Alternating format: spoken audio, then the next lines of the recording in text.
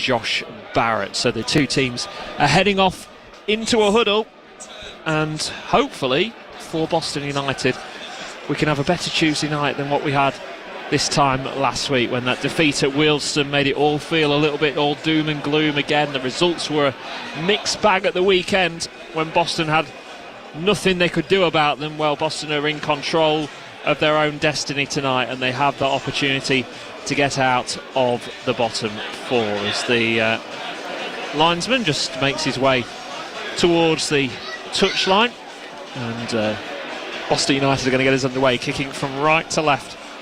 As we look at it, it's going to be Jordan Richards, the man who will get this game underway, and hopefully, as we say, Boston United in that black and amber stripe kit can go into Saturday's game knowing that once again their National League fate is in their own hands. But they need to get something tonight for that to be a strong case.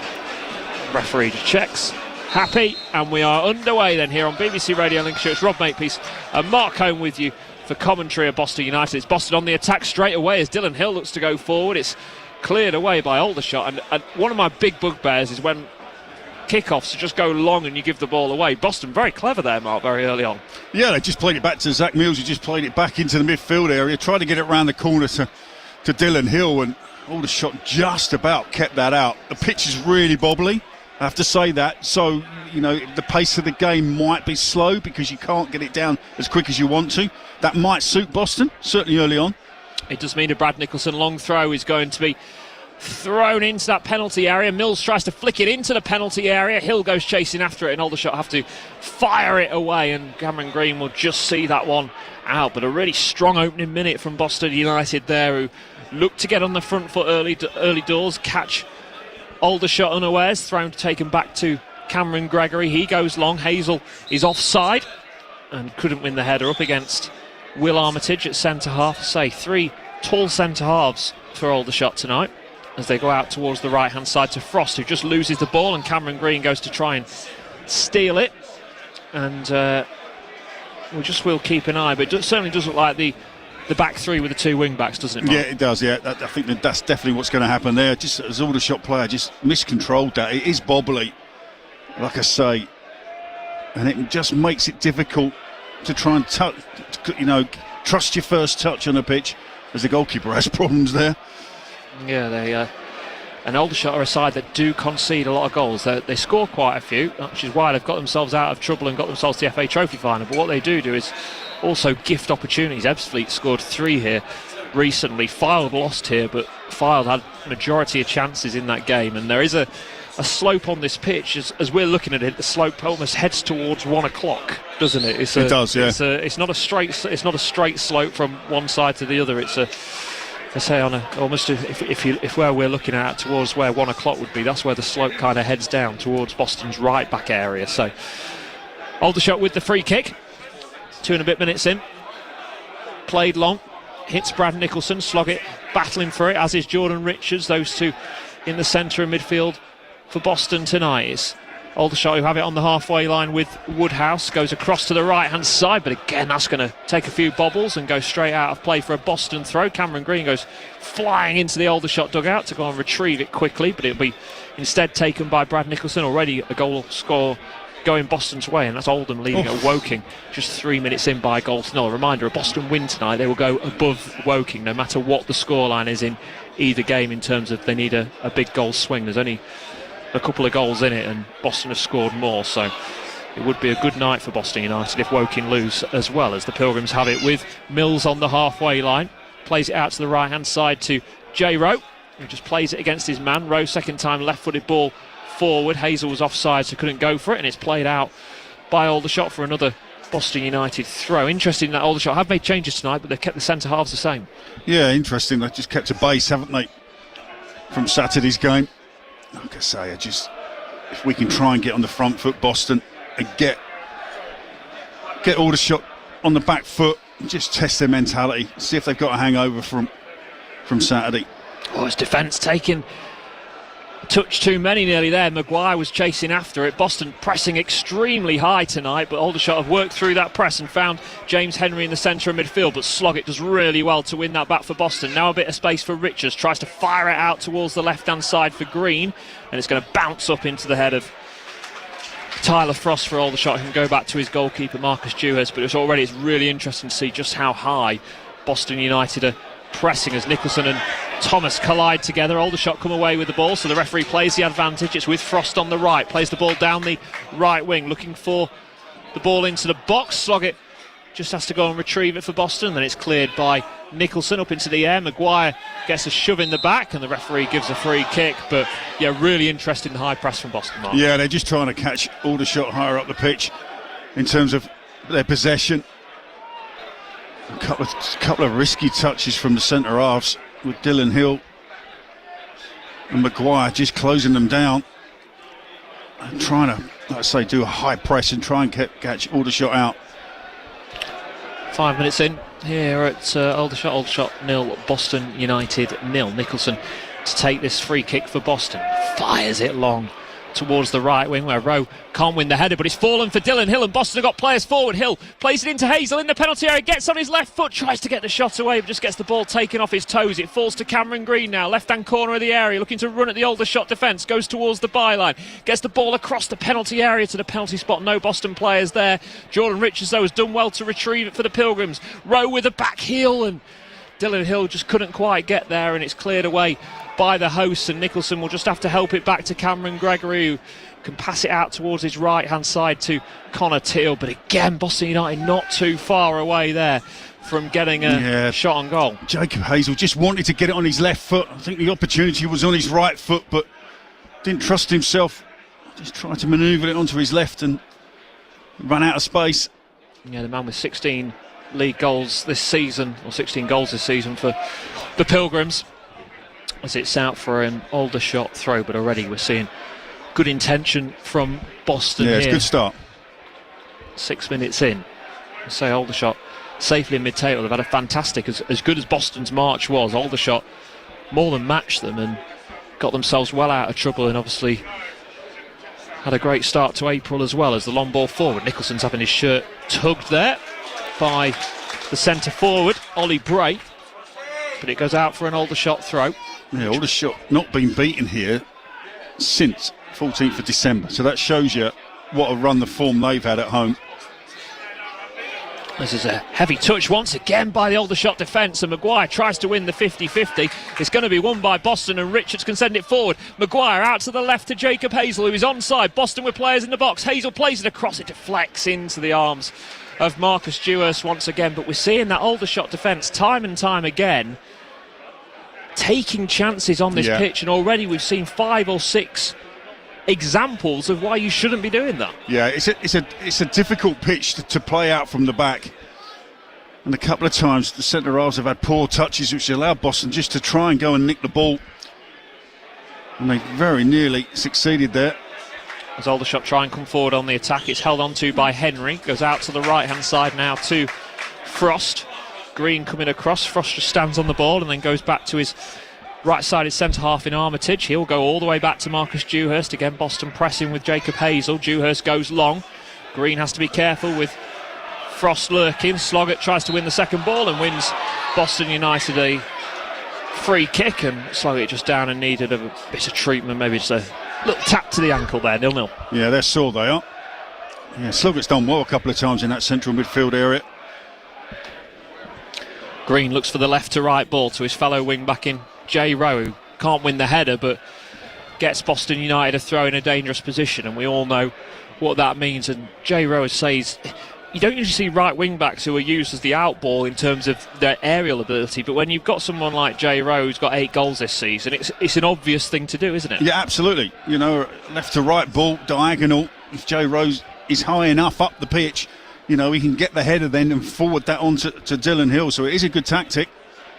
8.5 minutes in, it's been Boston United on top, but yet to have a shot on goal. But it's going to be a long throw here from the right from Nicholson. Played into that penalty area. Mills fighting for it. Cleared away. Shot comes in. Oh, that wasn't too far away. Frankie Maguire was the man who had the effort. scored a brilliant goal against Southend a couple of weeks ago, and everybody was just hoping from a Boston United persuasion that was just going to nestle into the back of the net. Yeah, I think the Aldershot goalkeeper as well, Marcus Jewers, just saw that flash past his post. I'm not sure he was getting to that.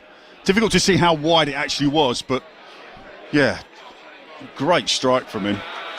Thomas does well for Aldershot now, wins the header as they look to come forward, but again Boston United through Greg Sloggett 3 or 4 times tonight already. He's been the man who has stopped the attack for Aldershot. Maguire finds the back heel. Hazel goes down under the challenge. It's going to be played forward. Green now clips it away and plays it down the left wing. Again, Boston going chasing. Hazel wins the second ball for Boston. Plays it out to the left for Maguire. Hazel makes the forward run. It's played off the Aldershot defender in Armitage, and Boston United have got their first corner of the evening. Yeah, I like Boston early on in this game. First 10 minutes, they're at it. Like I said, they're aggressive. They're trying to put pressure on Aldershot. Just what I was hoping for that they were going to do. Just test their mentality, Aldershot, after Saturday's semi-final trophy win. Surely Aldershot have got one eye on that Wembley final. Yeah, corner for the Pilgrims, and first of the evening. Goalless at the moment, but Maguire to deliver this right-footed in-swinger. Players running towards the far post. That's where it's headed towards. It's still bouncing around in the box. Chance for Boston. Still is battling around in the area. Somehow it's cleared away. Another shot comes in, well saved by Dewhurst. Now falls for Maguire, and it's blocked.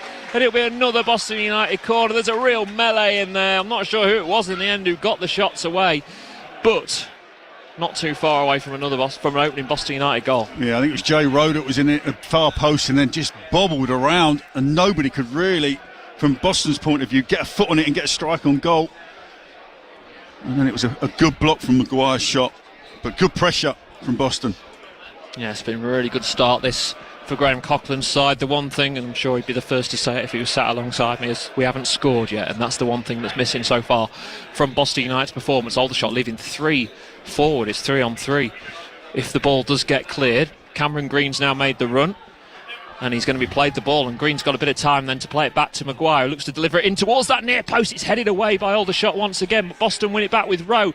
Now Aldershot with a chance to go on the attack, but it's flicked on only into the path of Dylan Hill, who's got a bit of time to look up and then deliver a right-footed ball out towards the right-hand side to Hazel. Played into the penalty area first time. Zach Mills was still up there. Cleared away by the Aldershot defence. Hazel tries to control it. It's bouncing away, and then Jay Rowe's forward ball will run through to Marcus Dewhurst. But a really good intention from Boston United once again. Yeah, just on the front foot, aren't they? They're aggressive. Not giving Aldershot time on the ball. Forcing them into little mistakes. And slowly but surely, Boston have got the upper hand in this game. Oh my word, that's a monster of a kick. Yeah, from Dewhurst, well headed away by Teal, and then helped further away by Jay Rowe. Maguire trying to win it on the halfway line, but it's cleared forward by Aldershot once again. Nicholson just helps it out to his left to Cameron Green, just gets a little fade on the ball and tries to get it over the top for Hazel, but again it's Aldershot having to defend, and it was the centre half Dan Allison that time who was struggling. Yeah, Allison almost at full stretch there. I thought that at one point that was going to go over his head. But it's good in attacking intent down his left-hand side. It's been good so far. Just Maguire just overruns the ball.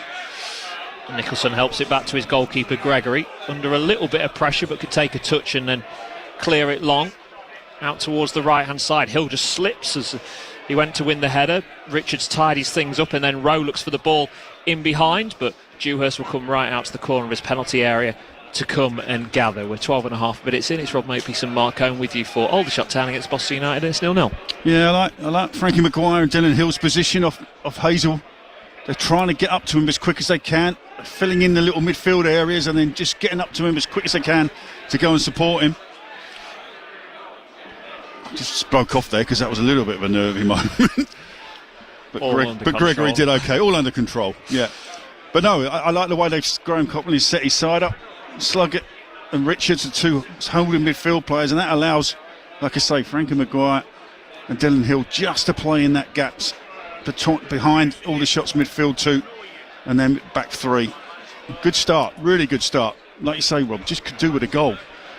Yeah, the one thing that has been missing, 13 and a bit minutes in here on BBC Radio Lincolnshire, it is goalless. It's an Aldershot team high on confidence, but it's been Boston United who've started the better as Hill tries to keep that in play, but only hits it into the Boston United supporters in the seated area. There's a gathering in the terrace to the left of the seated area, but probably about 150 or so. Yeah, it's really good, isn't it? Made the journey, yeah. Yeah, fair play to them. Another journey for them. There's been quite a few in the last month and a half, and again, they're supporting their side. The good thing is that, barring Maidenhead on the final day, that's the last of the long ones. Solihull relatively short in comparison to what they've been used to over the last month and a bit. Anyway, throw for Boston, 14 minutes in. Long throw forward. Hill will try and pick up the second ball. It's gone out of play, and it will be a Boston United throw once again. And once again, it will give Brad Nicholson the opportunity to go and throw this one in long. Or is it going to be left this time for Jay Rowe? No, Rowe drops the ball. So it will be another Brad Nicholson long throw to stick into that penalty area now. Mainly of these so far, Mark, it's been the second ball, hasn't it, for Boston? Yeah, exactly. It doesn't matter who gets the first contact, it's the second contact that's so important in the penalty area. And they throw it short this time. I was just going to say, hopefully they mix it up. Don't keep doing it, just kind of mix it up, just trying to get one or two of the Aldershot players to think you're going to go short and then go long. And that's what they did that time. They've won another throw, though, for Nicholson, who throws it into the penalty area. It's bouncing around. Ooh. Boston trying to win it. Good defending in the end this time by Aldershot's number 33, Woodhouse, and he will clear long, and Cameron Green needs to do well to win this. He's got the striker on rushing at him, but he did well, and Hill will just knock it back now for Richards, who fires it up into the air. Sensible thing to do, just to put it out of play. Yeah, not a lot of options there. If it had a touch, Aldershot could have pinched that off him, and then his team would have been in trouble, so he had to deal with it first time.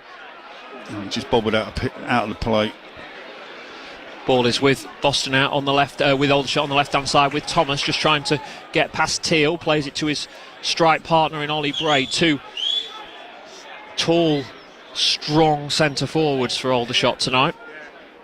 They're giving a real battle to that Boston defence. Aldershot again looking to play it around the back, and Maguire's stolen it. Can he keep this one in play? He can. He's down the left wing. He's looking for some help. Sloggett's there. Hazel's in the penalty area. Maguire just slips as he goes to cut back inside, and it's dealt with and cleared away by Aldershot. And now Nicholson's got work to do, but he's dealt with that one well, brilliant. Read that well, because Ollie Bray just took a little touch, didn't he? And Nicholson could see where that one was going. Yeah, Nicholson just let him deal with it. Rather than Nicholson getting himself into a little bit of a 50-50 shoulder charge, he just let Bray deal with it and then just pick the pieces off of it. Good defending from Brad Nicholson. As Hill's won it back again for Boston, and it's a chance now for Boston. It's Hill, tries to play it into Hazel's path. Can he get there? Goes round, the goalkeeper goes down, feels it should be a penalty. It will be a goal kick. Oh, I'm not sure about that. Dewhurst is really claiming that Hazel's made a meal of that. Oh, I'm not sure. I felt he kicked into the turf, and that's what knocked him rather than contact. I mean, we were at the wrong end of the pitch somewhat. We were on the other side of the halfway line, and it's a difficult angle for me to see. My first reaction was I thought Hazel made a little bit of a meal of that. Should Dylan Hill have played the ball into him or gone for the shot himself as well? I think Dylan Hill's pass was just a little bit too heavy. That's a really good opportunity. If Dylan Hill's pass was better, Hazel would have had a chance of a shot rather than having to go one-to-one, literally, with Dewhurst. But again, it was Aldershot dwelling on the ball at the back. Maguire getting it off the centre half, so the press is working. One thing it lacks, though, is a goal. 18 minutes in, as Cameron Green now facing his own goal, needs to go and clear this away, and does really well to clear it into the Aldershot dugout.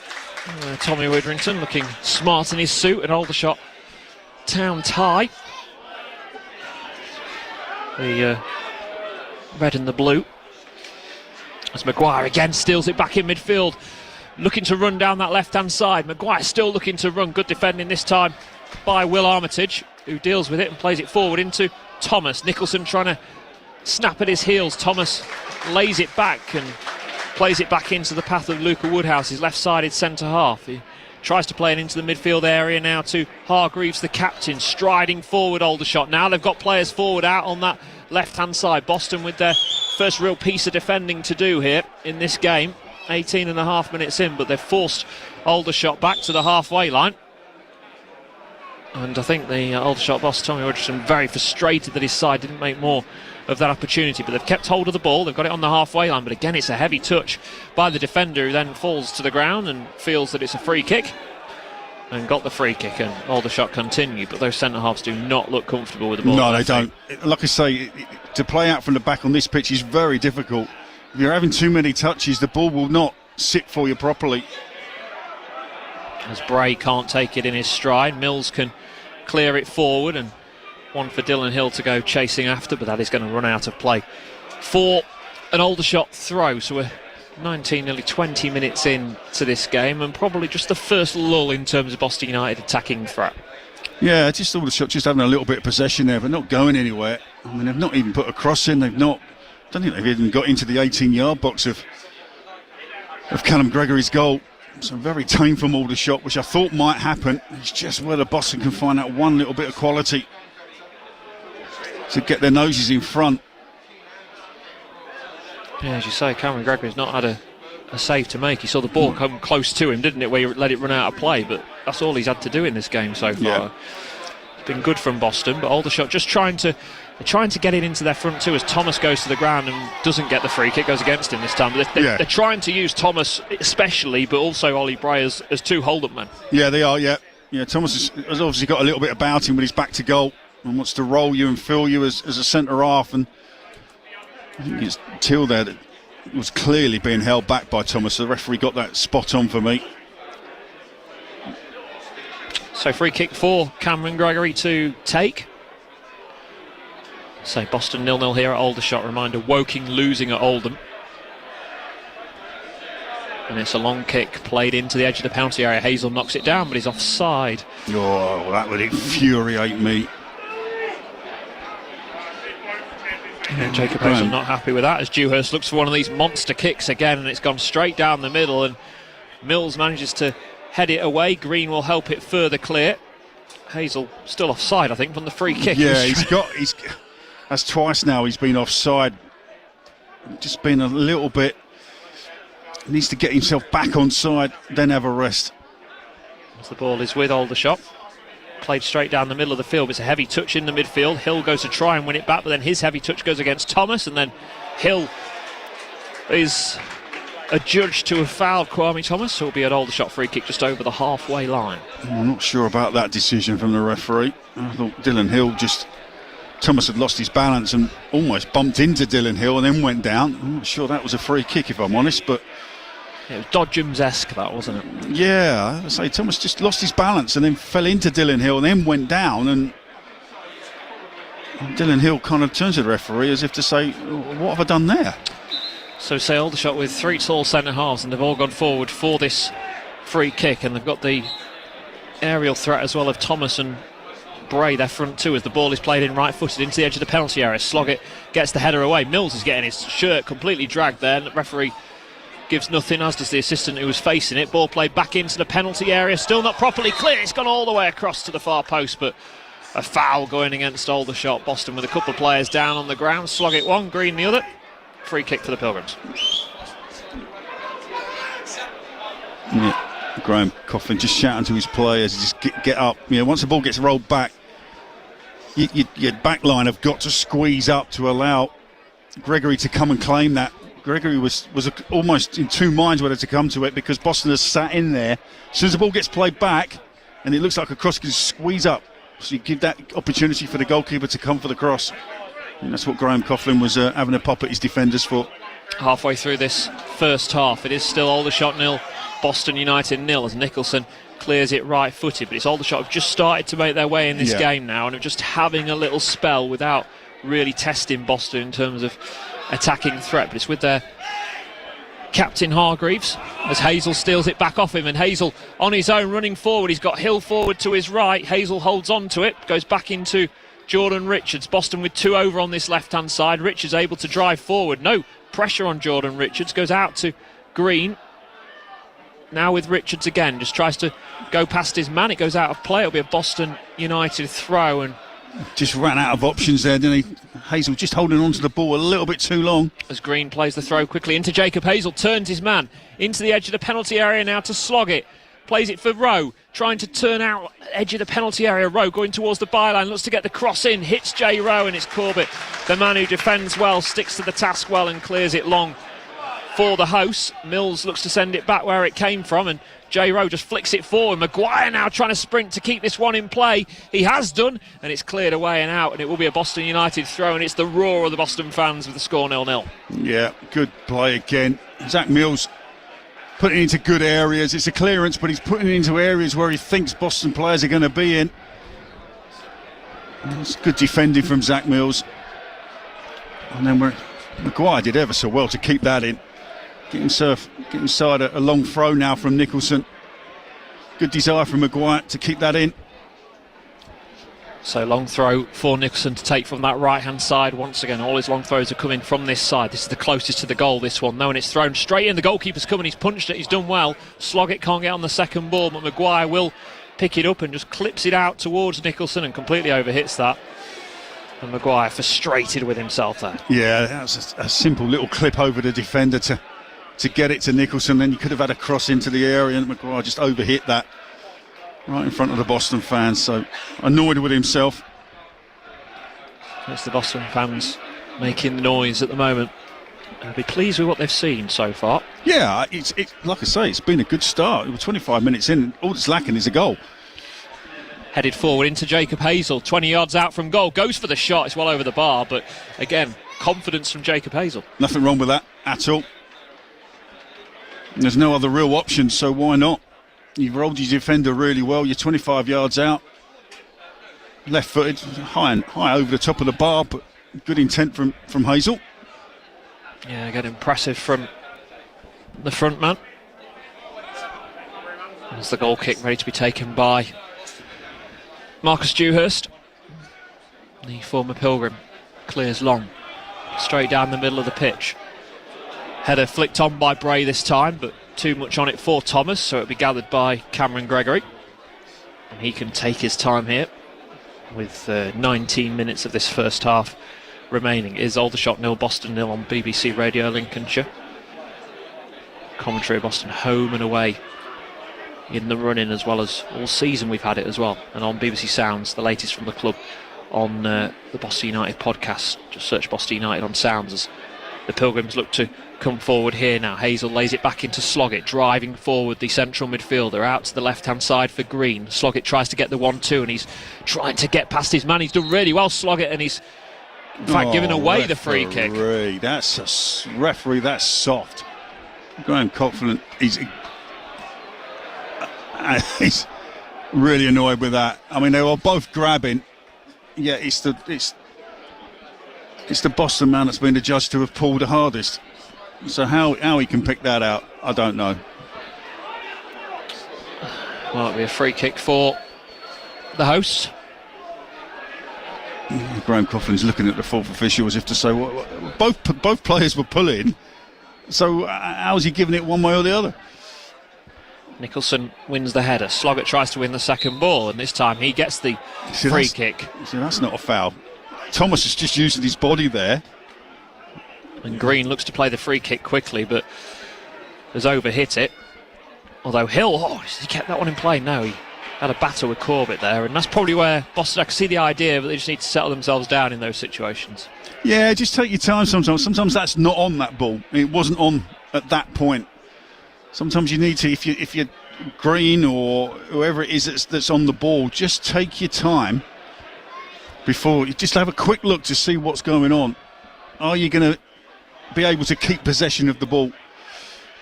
Kick played forward by Aldershot. Green has loads of time to play it into the path of Hill. Tries to lay it off for Maguire. Maguire's done really well here again to cut back inside. Just lays it back into the path of Jordan Richards. Has to stretch to help it out to the right to Jay Rowe. Connor Teals moved forward from centre half. Rowe elects to do the sensible thing, keep hold of the ball and go back for Cameron Gregory. Plenty of time for Gregory to look up and then look to deliver the ball from right to left towards Green. He can't win the header.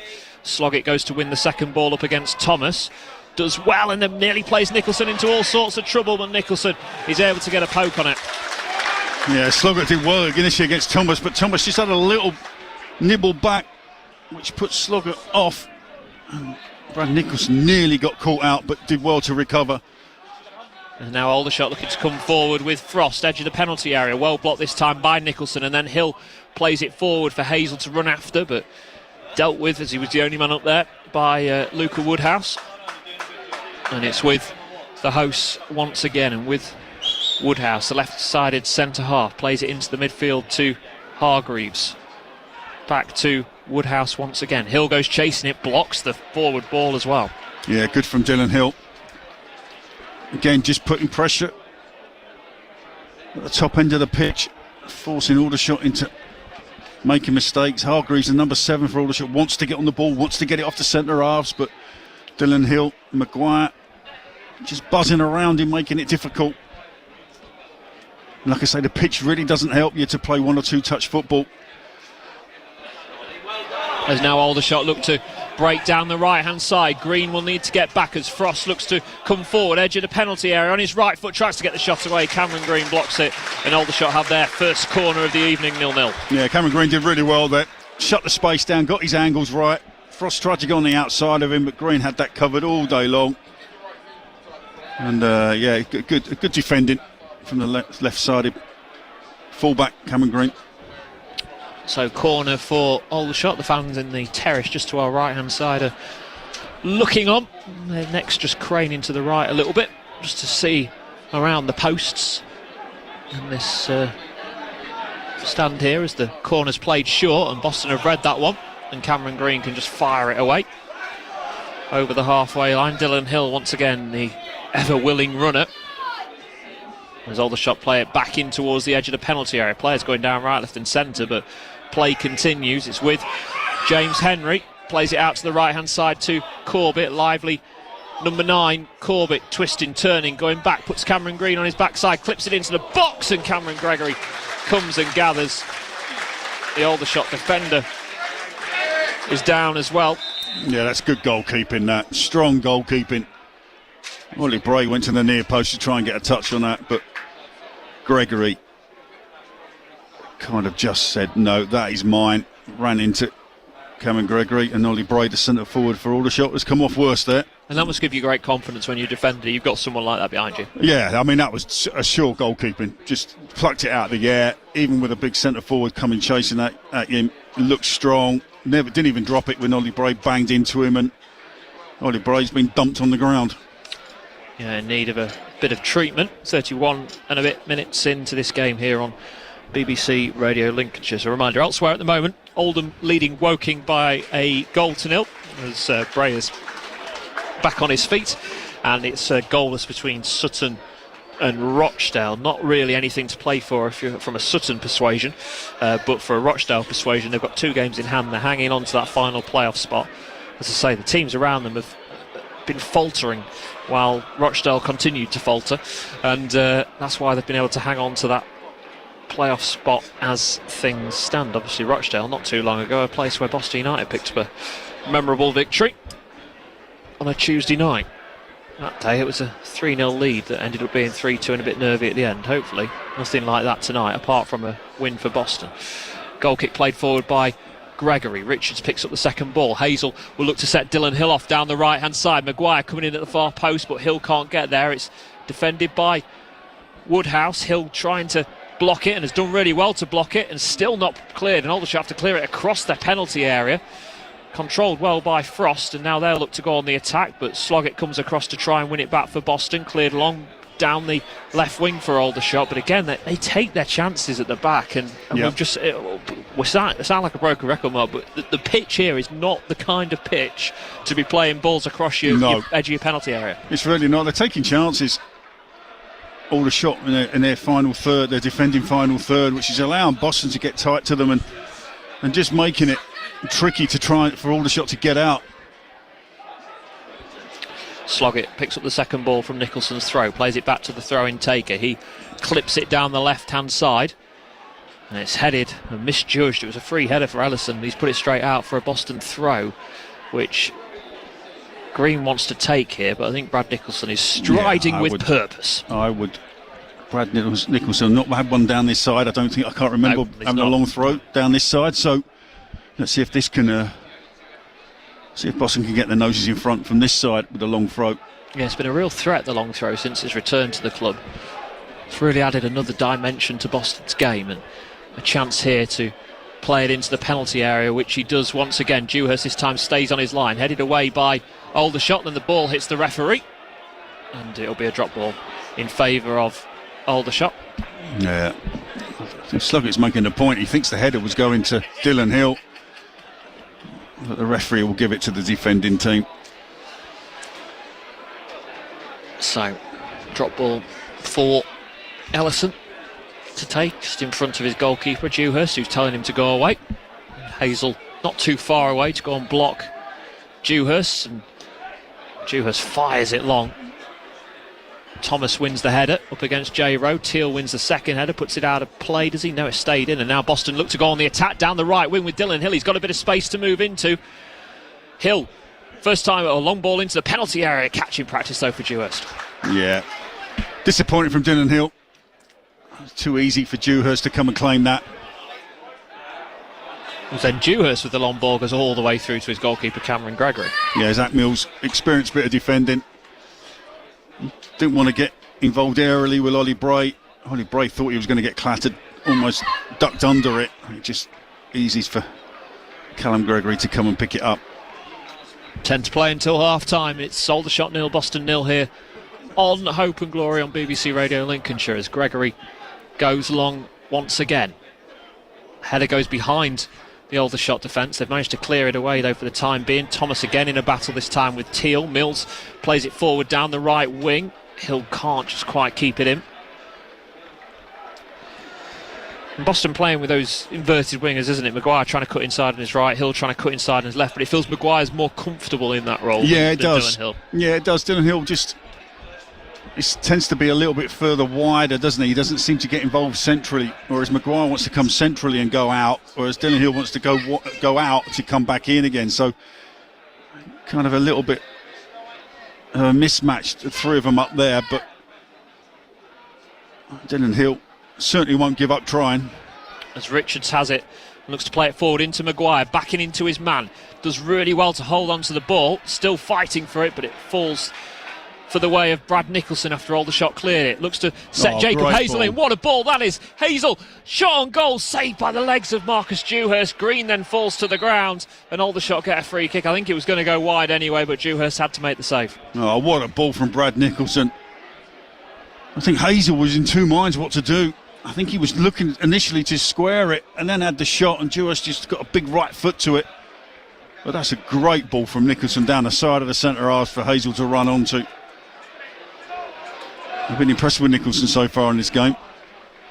Yeah, making a step back to Boston United. Left in the summer, went to Scunthorpe United, started the season, but their change of shape meant he went out the team, and Boston brought him back as Bray flicks it over the head of Zach Mills, played across the penalty area. Oh, it just hits the attacker in Henry, who was running into the box. That's probably the best chance Aldershot have created, and that went 6 yards wide of the post, which says just how well Boston have done so far. Yeah, just physically, sometimes it's difficult when Boston are defending down the slope. So with Thomas and Bray, they're big lads and they get in the flick-ons, and it's just about trying to cover. If you're three centre halves, you've just got to make sure you're on the cover if one of your colleagues is going for the header. But Braid, with a bit of skill, fired it in the near post, but no way could the Aldershot attacker adjust himself to get on that. Oh, that's a referee. That's a push in the back. Yeah, Connor Teal nearly ended up in the frost coverings as Aldershot play it into the midfield, but Richards again wins it back, and now it's Maguire again, just holds on to it, plays it back for Green. Hazel's made the run out to the left hand side and will get it and try and protect the ball for Boston. Plays infield for Sloggett, space on the right for J. Rowe, but Sloggett just holds on to it for a little bit too long. Richards has to get a toe to it to help it back to Brad Nicholson, who then takes a touch and tries to play it down the left wing, but doesn't find his man. Aldershot pick it up through Henry, and now they're looking to go on the front foot, and it's one that Nicholson needs to chase. Gregory's come well out of his goal and heads it out for an Aldershot throw. Yeah, good goalkeeping, decisive goalkeeping from Callum Gregory. Nicholson and Zach Mills just struggling a little bit to get to that. So Callum Gregory just decided, well, I'll deal with it for you. as a centre half, your goalkeeper does that, you just kind of give him a little nod. Thank you very much. Yeah, been such a big part of Boston United's revival this season, Cameron Gregory, after that injury, a horrific broken jaw he suffered at Altrincham in a game that was probably one of, again, the highlights under Ian Culverhouse this season when they came from 2-0 to draw 2-2, having gone down to 10 men, as Boston with 11 here look to come forward down the right hand side. Hill can't quite win it from the flick on from Hazel, cleared away by Aldershot once again. Richards heads it forward, Sloggett gets the flick on, gets absolutely clattered in the back again. Referee not moved by that one. Nicholson forward for Maguire, just lets it run. I think he thought there, didn't he, Maguire, that Hazel was right behind him and he was going to just roll it into his path, but... Well, Sloggett got absolutely clattered there from behind, and the referee's not giving it. Nicholson needs to come across and win the header, and does. 5.5 to play until half-time. It is Aldershot 0, Boston 0 here on BBC Radio Lincolnshire. Maguire trying to twist, trying to turn, gets dragged to the ground, wins Boston a free kick, and of all the players in the first half, I think Frankie Maguire's been the standout for me. He's been brilliant. Everything he's done, he's tried to be positive in everything he's tried to do. Now he's on the ball again. Ball is with Sloggett out to the left to Green, just clips it forward for Maguire, takes it in his stride. He's got two players around him, but he's played it back into inside for Green, who then tries to set Dylan Hill off. He's made a run from right to left. Hill right in the corner, doesn't win a throw. Yeah, Dylan Hill, you've got a little couple of arms on your back there. Just go down, make the referee make a decision. Try to be brave and stay on his feet, but I think if he just collapses under that little nudge, the referee's got a decision to make. So throw for Aldershot deep inside their own half in the right back position. Can Boston force another opportunity or two before half time? Referee just telling Dan Ellison to go back a little further as he takes the throw and doesn't really get much purchase on it. Goes out of play, will be another Aldershot throw a little further down the right hand touchline, which is thrown back, and I don't think there that the defender Armitage was ready for it, and Boston have got themselves a throw in a really dangerous position there, and that was all just from Aldershot not switching on. Well, they've just thrown it back. I mean, on this pitch, you're throwing a ball that bounces in front of your centre half. That means that he can't really control. Brilliant. Maguire's done really well, gone past his man, clips it into the penalty area. Hazel gets the volley in, it's saved by Dewhurst and gathered at the second attempt. 0-0 still. Yeah, Maguire with a great turn. I think it left, is it Allison, the right side of his centre half. Absolutely for dead. Ellison, sorry. Absolutely. Didn't even know where Maguire had gone there. Brilliant from Frankie Maguire. Mills chests it down for Nicholson. Richards forward for Sloggett. Just plays it back into Richards' path. Those two have linked up really well in the centre of midfield as well when needed to break up play and then get Boston going again. Those two have really managed to get something going as the long ball played forward. Again, Dylan Hill gets clattered in the back and that will go out for a throw, and I think that's borderline Brad Nicholson territory. Yeah. I think it's probably a little bit too... It's too far, that one. There is a advertising hoard, and I'll put this up in a moment because Aldershot having to defend and they've cleared it long.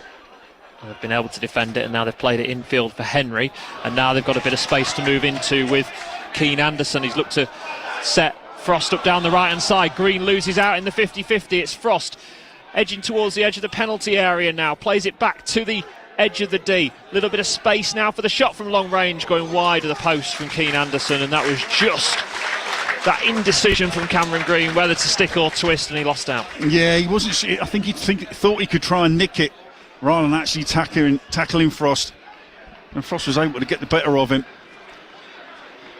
Just that decision was when Frost comes towards the ball, Green could have just gone through with him in his left foot and would have tackled him, but just tried to nick it and then just allow Frost to get away from him.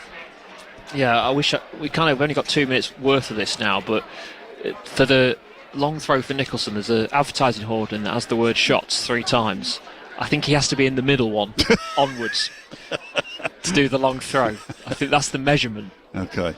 From what we've seen so far in this game, but we've only got 2 minutes of that because that doesn't exist on this side of the pitch. No. So it's an absolutely worthless thing to notice 2 minutes before half time, unless Boston get a long throw. But it's Aldershot who are in possession at the moment. On the right hand side with Frost. Plays it infield. Nicholson Gets it away with that right boot. Hill will have to try and win it in the midfield and does well to flick it on to Hazel. Just let it run in front of him, and it's Woodhouse who helps it back to his goalkeeper Dewhurst. Had a couple of saves to make in this game. Nothing spectacular yet, but still more saves than Cameron Gregory's had to make as Nicholson tries to play it forward for Maguire, who just loses out to where it was for a second. He's trying to win it back. He's got a ball straight in the face now. Frankie Maguire, he's involved all over the place at the moment for Boston United as Aldershot again play it from right to left to Woodhouse. Forward ball. Teals decided not to go for it. Corbett trying to keep it in play.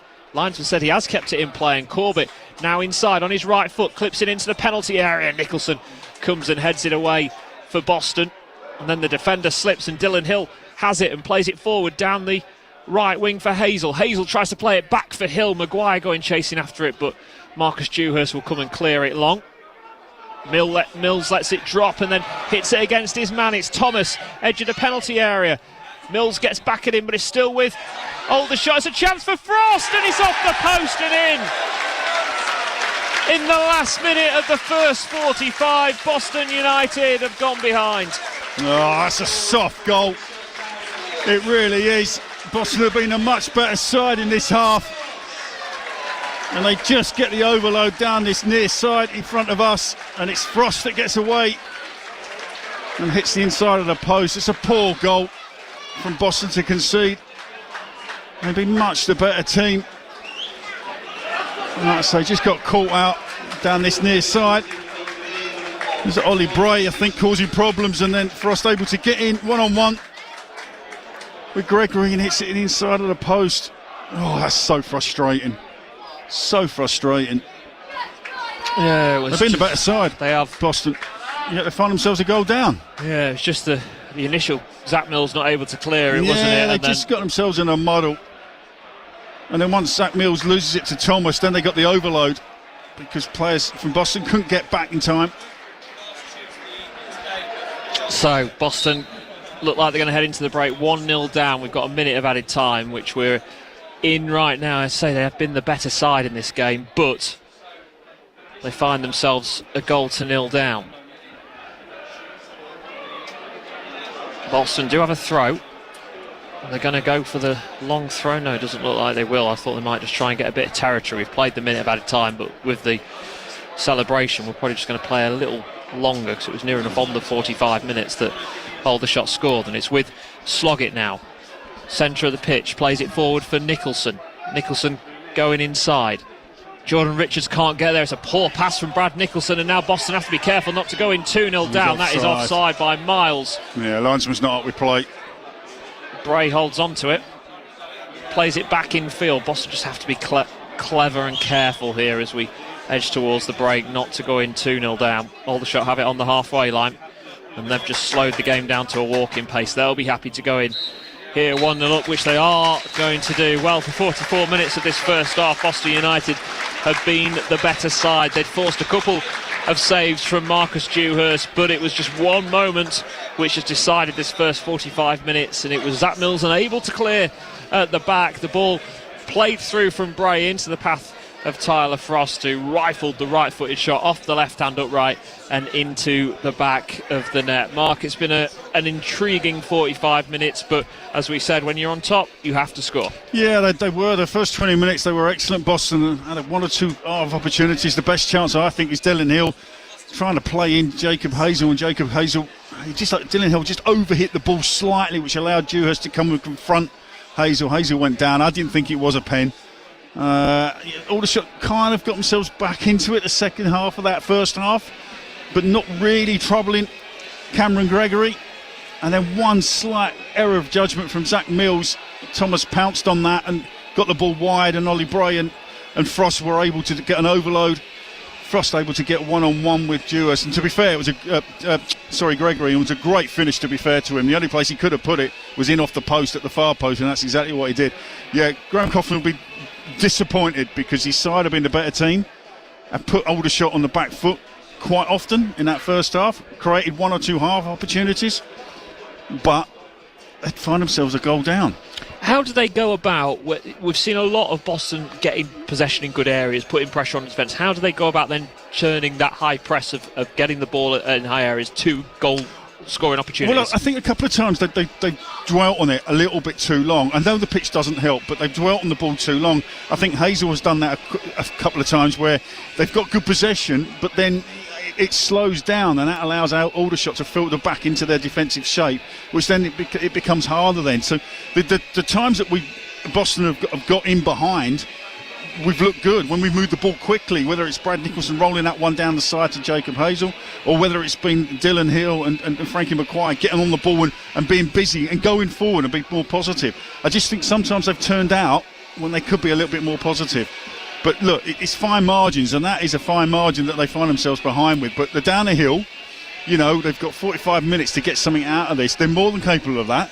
They've shown that they can put Aldershot on the back foot. But yeah, a big 45 minutes coming up for them. Hopefully they can turn things around in the second 45 minutes. So here it is, Aldershot 1, Boston 0 at half-time. We'll be back in around 10 minutes or so for second half commentary, but to take you through the half-time scores in the National League, Championship, League 1 and 2, as well as what's going on in the Champions League. Here's Callum. Thank you, Rob. Yes, not the end to the first half then, that Boston United would have wanted work to do in the second half, as Rob says. Second half commentary coming in 10 minutes or so. It's 24 minutes, to 9. So let's go through the scores around the grounds. It's the quarterfinals of the Champions League tonight, the first legs. Currently, not an awful lot has happened. It's Arsenal 0, Real Madrid 0, Bayern Munich 0, Inter Milan 0. So both games goalless so far. Not a huge amount of action to report. Not a huge amount of action really in any of the leagues, if truth be said. In the Championship, there's been a couple of goals. Sheffield Wednesday, they're 2-0 up at Blackburn Rovers. Bristol City 0, West Brom 0. Derby County against Burnley, that game is also goalless. It's Norwich City 0, Sunderland 0 as well. There is a goal in the Preston North End Cardiff City game. Cardiff City really struggling towards the bottom of the Championship. Not getting any better for them. Osmanic has put Preston North End 1-0 up. Sheffield United, they're in the hunt for the title, aren't they? They're 1-0 down though at against Millwall, in Sheffield. Coburn with the goal halfway through the first half. It's then goalless between Stoke and Luton, also goalless between Watford and Hull City. Middlesbrough 0, Leeds United 1. Dan James with the goal there. Into League 1 then, 6 games taking place, including one that could decide the first automatic promotion spot. Bolton Wanderers 0, Rotherham United 1, Nombe with the goal there. Exeter City 0, Wigan 0, Huddersfield against Wycombe Wanderers, that game is also goalless. It's Mansfield Town 1, Leyton Orient 1, Orient equalising after Dwyer had put Mansfield Town 1-0 up after 3 minutes. This is the game that could decide Birmingham City's fate this season. Peterborough United 1, the Blues 2. If they win this, they are automatically promoted back to the Championship at the first time of asking. If Wrexham fail to win at the weekend, Birmingham City have the chance to win both the league title and the EFL trophy within 26 hours, something I'm not entirely sure has ever been done before. In the final game then, it's Shrewsbury 0, Reading 1. Lewis Wing with the goal there. Just the one game in League 2, it's Chesterfield 0, Gillingham 1. And then around the grounds in the National League, as you've been hearing here on BBC Radio Lincolnshire, with second half commentary to come. It's Aldershot Town 1, Boston United 0. Oldham Athletic 1, Woking 0. That's going in the Pilgrims' favour. And Sutton United against Rochdale. That game is goalless. Secret Lincolnshire. You dress the most fashionable and prestigious women in the world. They follow her and there's nothing there, and then she vanishes. Henry VIII thought he was a traitor.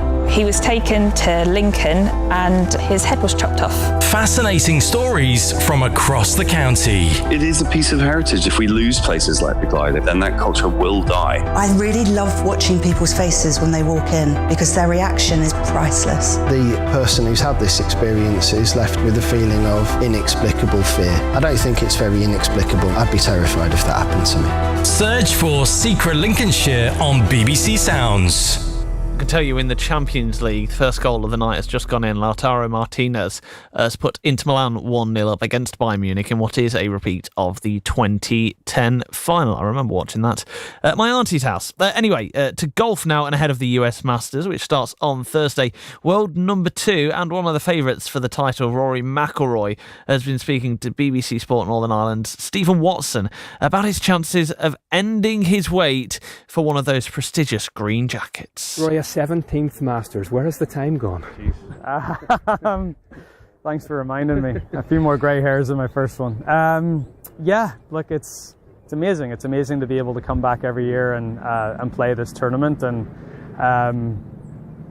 yeah, you know, every year I feel like I come back and, you know, I obviously have this goal of winning this tournament and everything else that comes with that. But I feel like, you know, after the start that I've had this year, you know, I don't feel like I've ever been in better form coming into this week. So I'm happy to be here and excited to get going. Are your 2 wins this season or your 2 visits to Augusta, which has been more important, do you think? I think the 2 wins. You know, I think the 2 wins. You know, I played great at Pebble Beach. Felt like I had to do it the hard way at Sawgrass, coming back on the Monday and you know, playing in tough conditions and winning the playoffs. So yeah, those are great confidence builders. You know, I think they're validation for the stuff that I've worked on at the end of last year, going into this year. You know, and it shows me that, you know, my game's on the right track, and you know, I've sort of got most things under control. And do you arrive here excited or slightly burdened by the expectation, do you think? A little bit of both. I try to have the excitement outweigh the burden. But yeah, look, I understand what this week means. You know, it's very hard to get away from that. But at the same time, I'm excited to play the golf tournament. I'm excited to try to get the best out of myself on this golf course again. So a little bit of both, but you know, the excitement certainly outweighs whatever burden is there. And how tough is this challenge, both mentally and emotionally, playing the Masters at Augusta? Yeah, it's mentally, it's one of the most demanding venues that we play all year. I'd say here in the US Open are probably the 2 that you really just have to, you know, take an extra second or 2 to think about what you're doing and make sure you're making the right decision and playing the right shot. So yeah, you have to be on the whole time from the first tee shot to the last putt on Sunday. And you know, I feel like I've gotten a lot better at doing that over the years. Even, you know, my record at the US Open on some of the toughest tests, you know, that's been really good the last few years. So if I can take some of that US Open mentality that I've had into this week, you know, that's a good thing. There's no point me asking you what this would mean to you, because I think that's perfectly obvious, but how determined are you to enjoy this week and whatever's to be is to be? Yeah, like I think it's much easier to enjoy it when you feel like you're in control of what you're doing. So like if your game feels in good shape and you're, you know that it's and that's how it feels to me. So probably a little easier to enjoy the week when you feel that way, rather than if your game's not quite on, or if you're not quite sure with you know how a certain aspect of your game is. So yeah, I mean, coming into this week, I feel good, I feel relaxed, and I feel ready. So I'm looking forward to getting going. And how important to have the family here, Erica and Poppy, playing the par 3 tournament, which of course is a very famous part of this event. Yeah, I'm excited for it. Yeah, look, it's great. We're going to go out there with Shane and Tommy, and the kids are all really good friends, and Erica and Wendy and Claire are great friends as well. So yeah, it's a nice way to go into the week. A bit of fun on the par 3 on Wednesday, and you know, the real stuff gets started on Thursday. Will Rory do it? We'll have to wait and find out. I can hear in one of my ears the background ambience at Aldershot. They're playing the K Sarah, whatever will be. Aldershot are going to Wembley after they won against Woking at the weekend. And as they were reading out the other scores in the National League at the ground, they read the Oldham Athletic score out. Of course, Oldham Athletic winning 1-0 against Woking, who Aldershot beat at the weekend. Safe to say, a bit of a sarcastic cheer was let out around the ground. I'm the Doctor. I'm Belinda. You need to get me home. Hold on tight, because this is going to be quite a ride. On BBC iPlayer. There are forces beyond this universe. We will have vengeance. How did you enter this world? And when these vast creatures look down on us... You think you can escape from me? No! Our entire reality is in danger. Brand new Doctor Who. I promised I would keep you safe. You can't. Starts Saturday on BBC iPlayer. So second half commentary of Boston United to come in a moment. The Pilgrims find themselves 1-0 down at the break, courtesy of this goal. Mills lets it drop and then hits it against his man. It's Thomas, edge of the penalty area. Mills gets back at him, but it's still with Aldershot. It's a chance for Frost, and it's off the post and in the last minute of the first 45, Boston United have gone behind. Oh, that's a soft goal.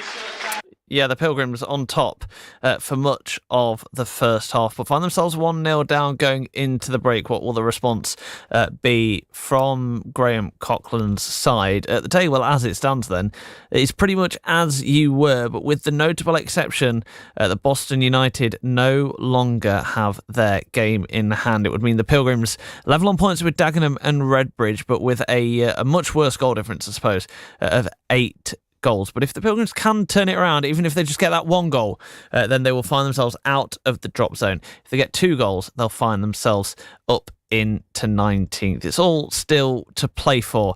Second half commentary with Rob Makepeace and Mark Cohn coming up very shortly. When you can't get to the radio, get a live text feed of all that's happening in the Championship, League One and League Two from BBC Sport. Your team at your fingertips on the BBC Sport website and app. So just looking at the other tables around the grounds, as it stands in League One as well, Birmingham City would be up into the Championship back again automatically after one season in League One. You're all up to date then here on BBC Radio Lincolnshire. Let's head back down to Aldershot for second half commentary of Boston United against Aldershot Town.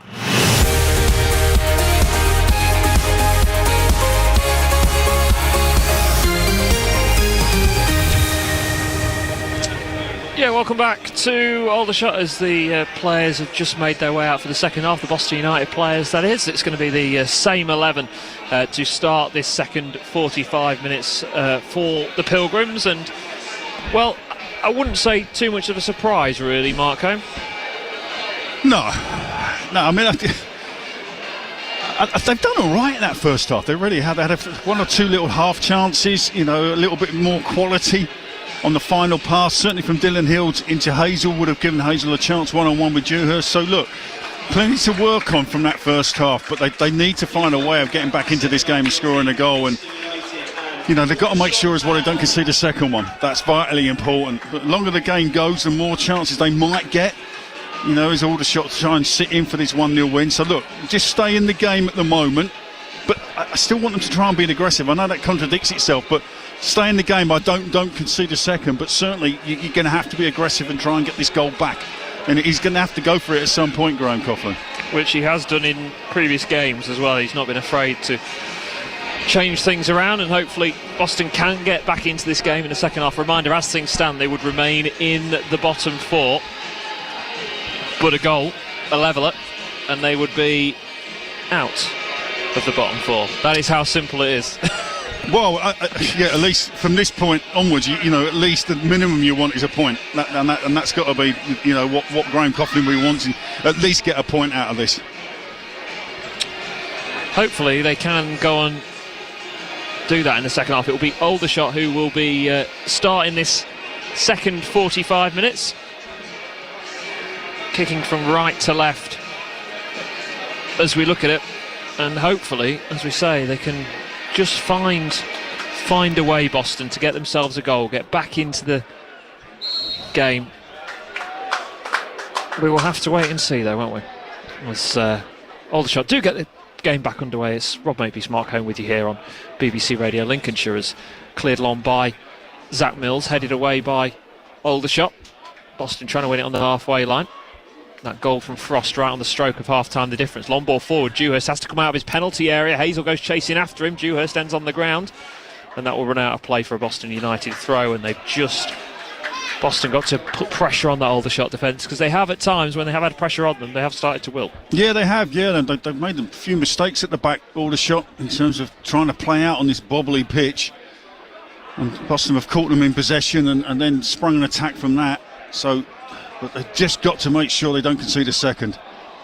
Ball played forward towards Thomas, who couldn't control it. Rowe goes back to his goalkeeper, Gregory. Clears long, right-footed. Hazel was offside, but the ball's come off the Aldershot man's head, and it will be a Boston United throw. And this is the judgment of how far Brad Nicholson can throw. There is a sign to our right. This is going to be my new thing. The word sails is there. I think sails is the point where you can throw it from for Brad Nicholson. Really? This is the new judging how far he can throw it. He's gone for it, so let's see. It's going to be a long throw into the penalty area for the Pilgrims. Second contact is so important here. Nicholson throws it in. Rowe goes towards it. It's bounced all the way across the penalty area, and Dewhurst will come and gather, and there was nobody there at the far post for Boston. No, it's a bit disappointing. It's a great throw. As Dewhurst plays it long quickly for Aldershot. It's with their centre-half now, Woodhouse. Plays the ball in field. Woodhouse of the three centre-halves probably looks the one that's the most comfortable on the ball, yes, doesn't he? I would agree. He looks very comfortable. The other two, not so much. And he's played the ball in field. Aldershot just having a little bit of possession at the start of this second 45 minutes with Hargreaves across to Anderson. Now out towards the right-hand side to Frost. Henry's just come short. So Henry scored the penalty at the weekend. That got things level. Ball is with Nicholson. Long left-footed ball. Hazel, I think, will be offside here, but Dewhurst has to come and head the ball away. And that will be another Boston United throw. And another chance to form an attack here as Cameron Green just waits for the ball to be thrown back at him, which it is. 2.5 minutes into the second half. Boston 1-0 down at the moment, and Nicholson, well, throws it towards Maguire, edge of the penalty area. Maguire just holding off his man, out to the left to Green. Green has Nicholson making a forward run. The Aldershot player nearly falls over as Green tries to get the cross in, and that's out for another Boston United throw. Yeah, that might be a long throw from Nicholson. Again, I'm just looking at Rowe here. I mean, he's got a great leap on him. He can almost go and go across the goalkeeper here and get somebody to come out where he is to peel out round the back. So it's Nicholson throws it in once again. This time it's Mills who flicks it towards goal. Rowe tries to knock it down. Aldershot able to clear it away to the halfway line.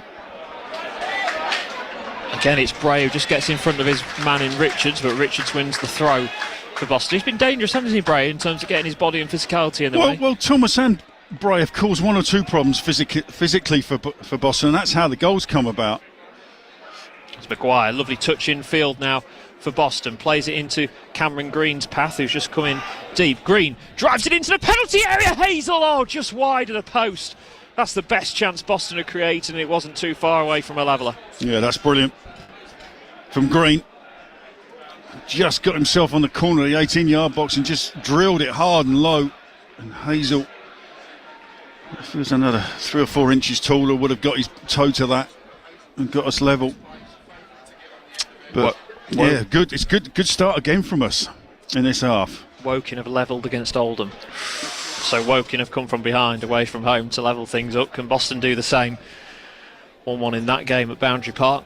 1-0 to Aldershot here, but Hazel just inches away from putting Boston back level as Mills heads it away. Hazel can't win the first ball. Ball headed in by Hill forward, but Now it's played into the path of the centre forward Bray again, but Richards this time gets it past, and now Cameron Green just gets it stuck on the turf, isn't it? And now a chance as Aldershot work the 1-2 with the goal scorer Frost down the right wing. Richards comes after it and just stops Aldershot getting anywhere, and they've been forced back, and Mark Maguire comes in and does well to win it. Now played out to the left hand side to Green once again, now with Maguire. Boston with nobody in the penalty area at the moment as Maguire has it, goes back for Cameron Green, first time ball, it's a looping ball, it should be one the goalkeeper can gather, and again just that composure was needed from Cameron Green. Yeah, just again the final ball, the final pass, just not quite good enough.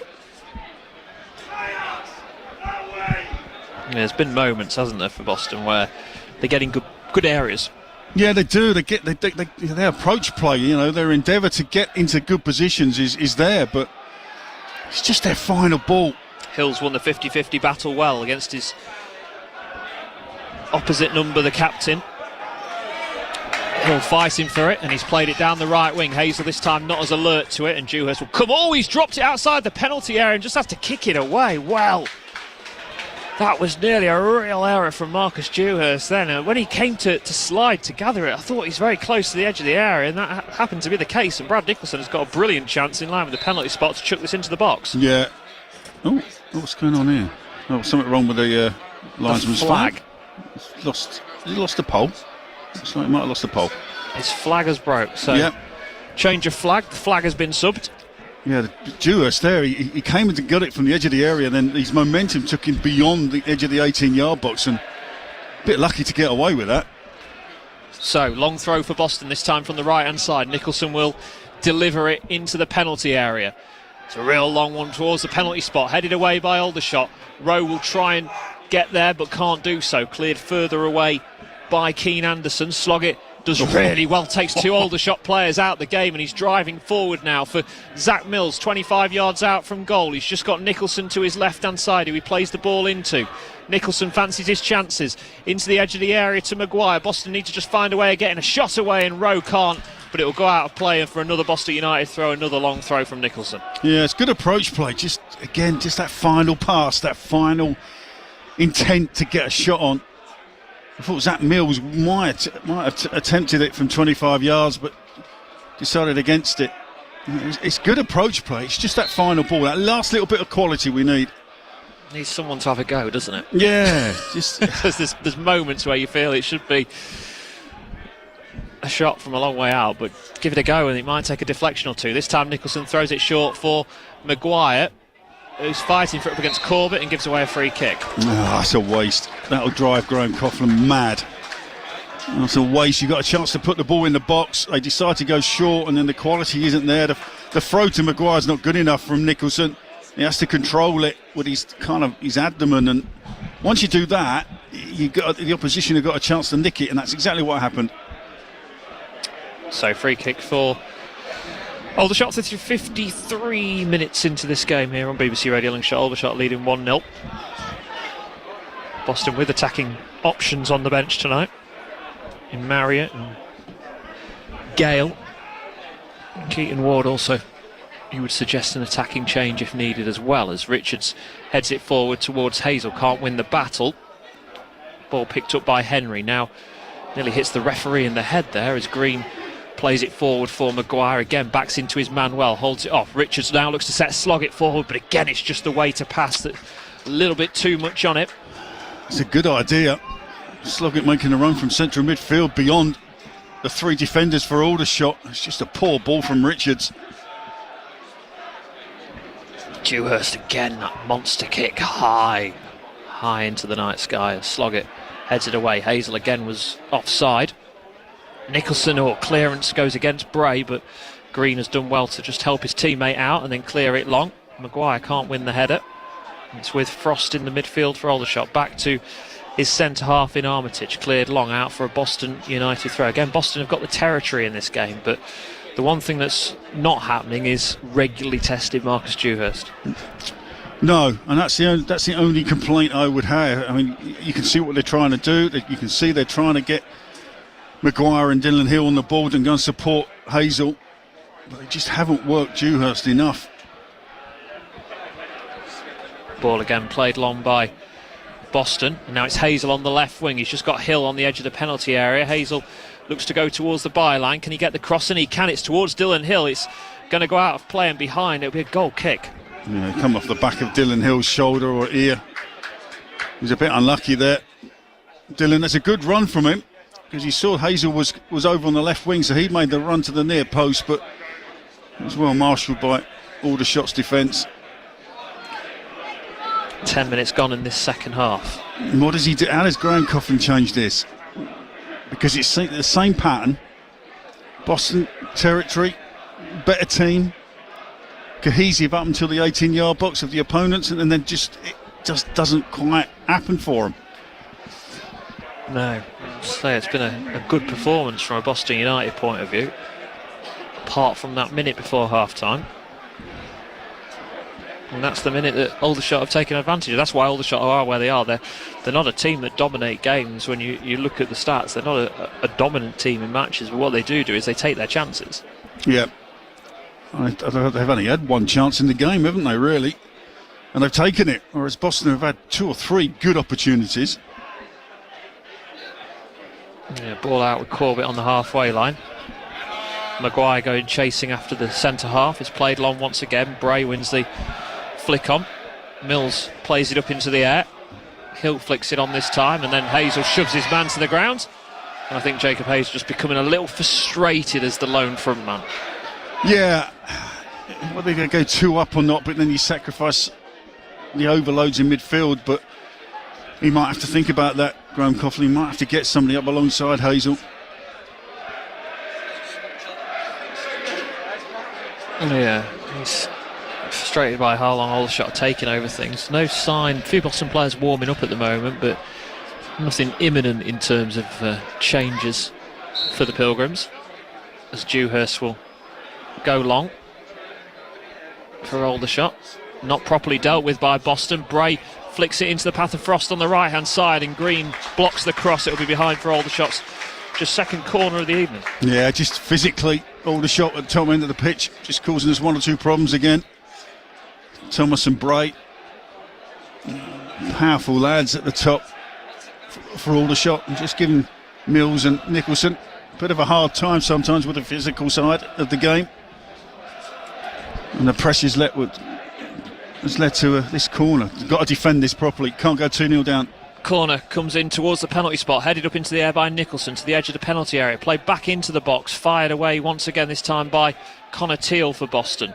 Headed back by Aldershot to where it came from. Maguire gets something on it, but they've recycled it out towards the right wing once again into Henry. Dummies to play the cross in right-footed. Instead he plays a left-footed ball and tries to go back to Woodhouse, and they've dealt with that extremely well. But Boston now with the chance. Just the ball forward hit the Aldershot man, as Woking have just gone 2-1 up now at Oldham. Oh, wow. A result that doesn't help Boston United in.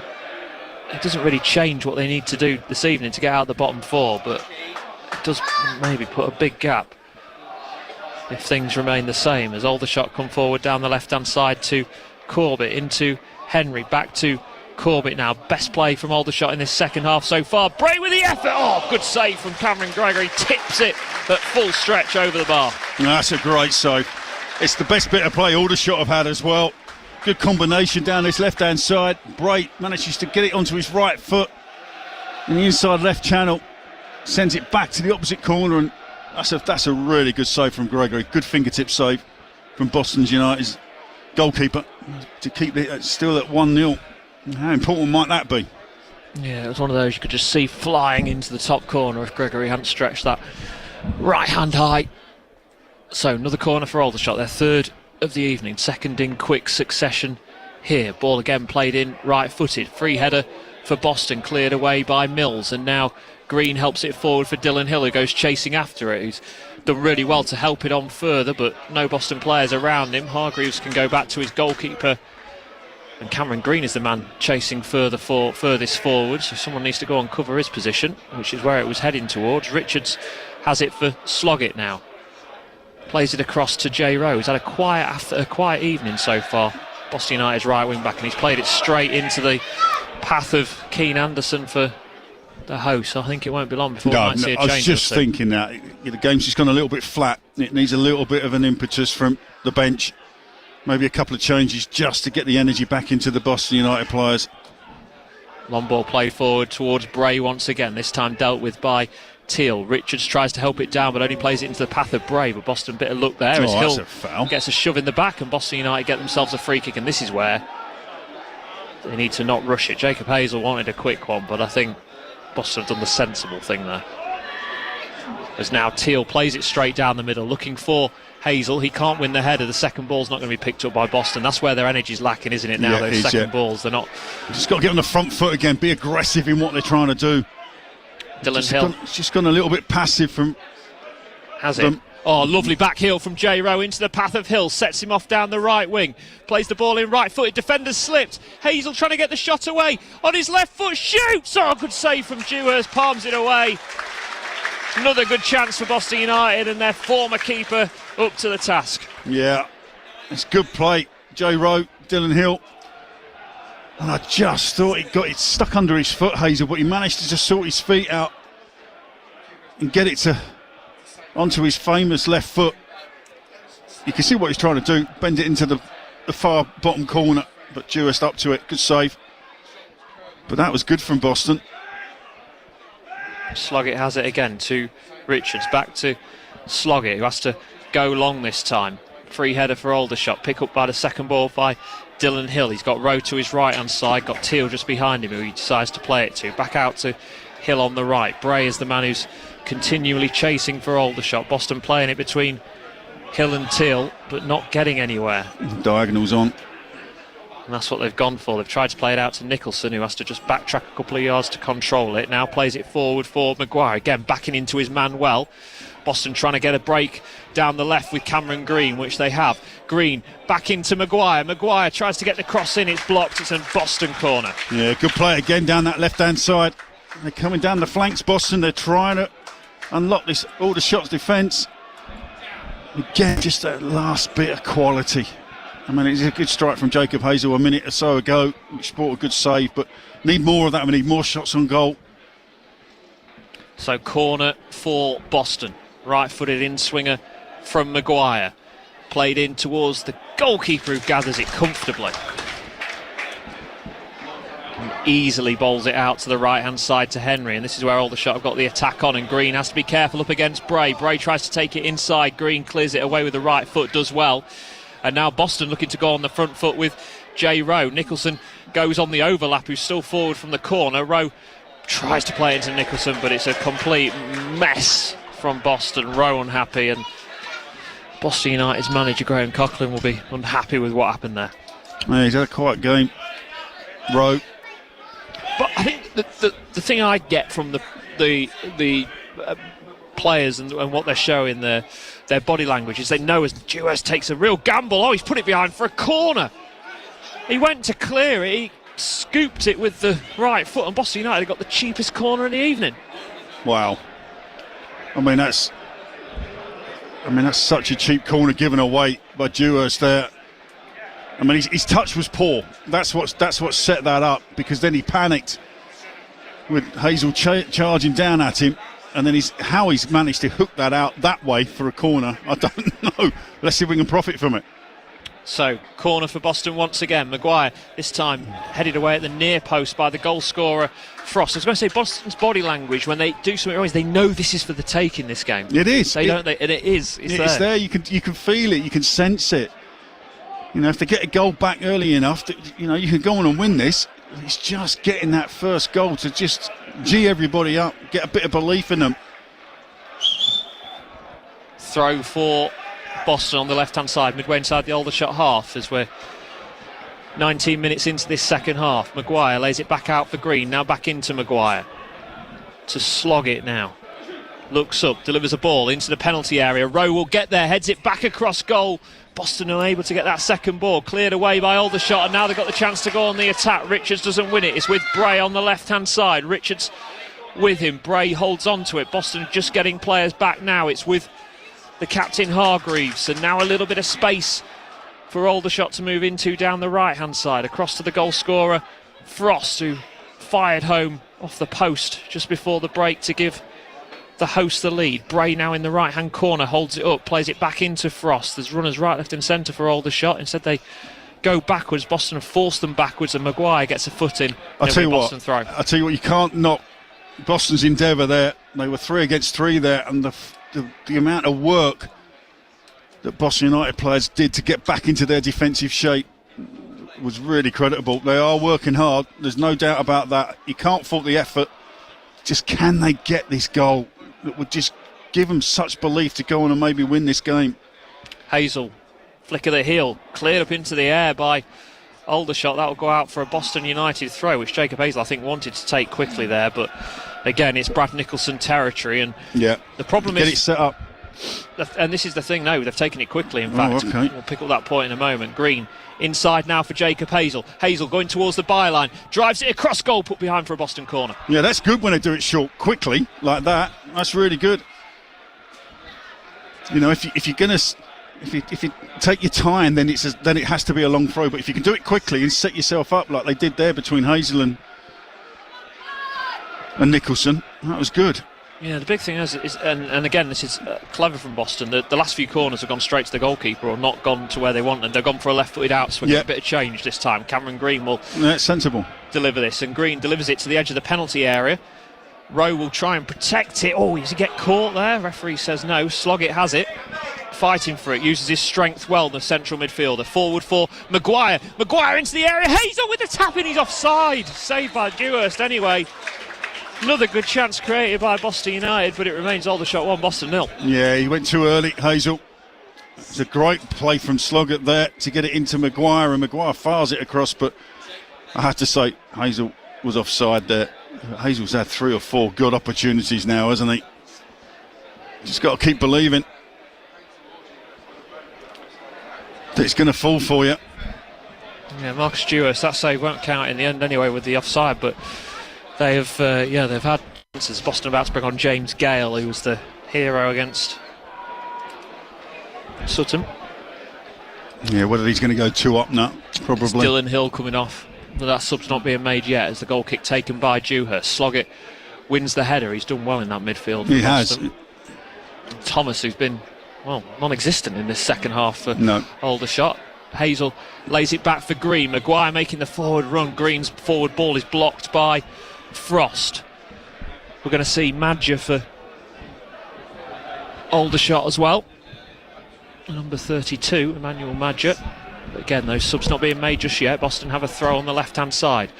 Played infield to Hazel, who knocks it on. Maguire tries to flick it out to Hill. It gets to Dylan Hill. Green pointing where he wants it. It's delivered into the box, headed away by Aldershot, and then fired forward towards Thomas. Teal deals with him. Mills just has to be careful with Bray close by. Mills clears it down the right wing. It's one for Maguire to go chase. It's a control by the knee of Woodhouse, and it's fired up into the stand. That's not too far off. There it is, it reappears. That's brilliant from Zach Mills. Running away, he's had to hook his foot round that. So Hill off, Gale on. So this could mean a change of shape for Boston. We'll see. But Gale, the 1 goal to his name, on loan from Mansfield, and he's going to be straight into the action with a throw for J. Rowe.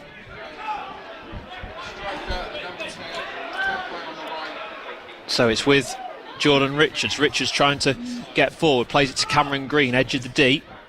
Green back to Richards, just a little bit tight for Boston to work something at the moment, but now they've worked it really well. Cameron Green, edge of the penalty area, gets the shot away and palmed away again by Marcus Dewhurst. It's not even going to go out for a corner.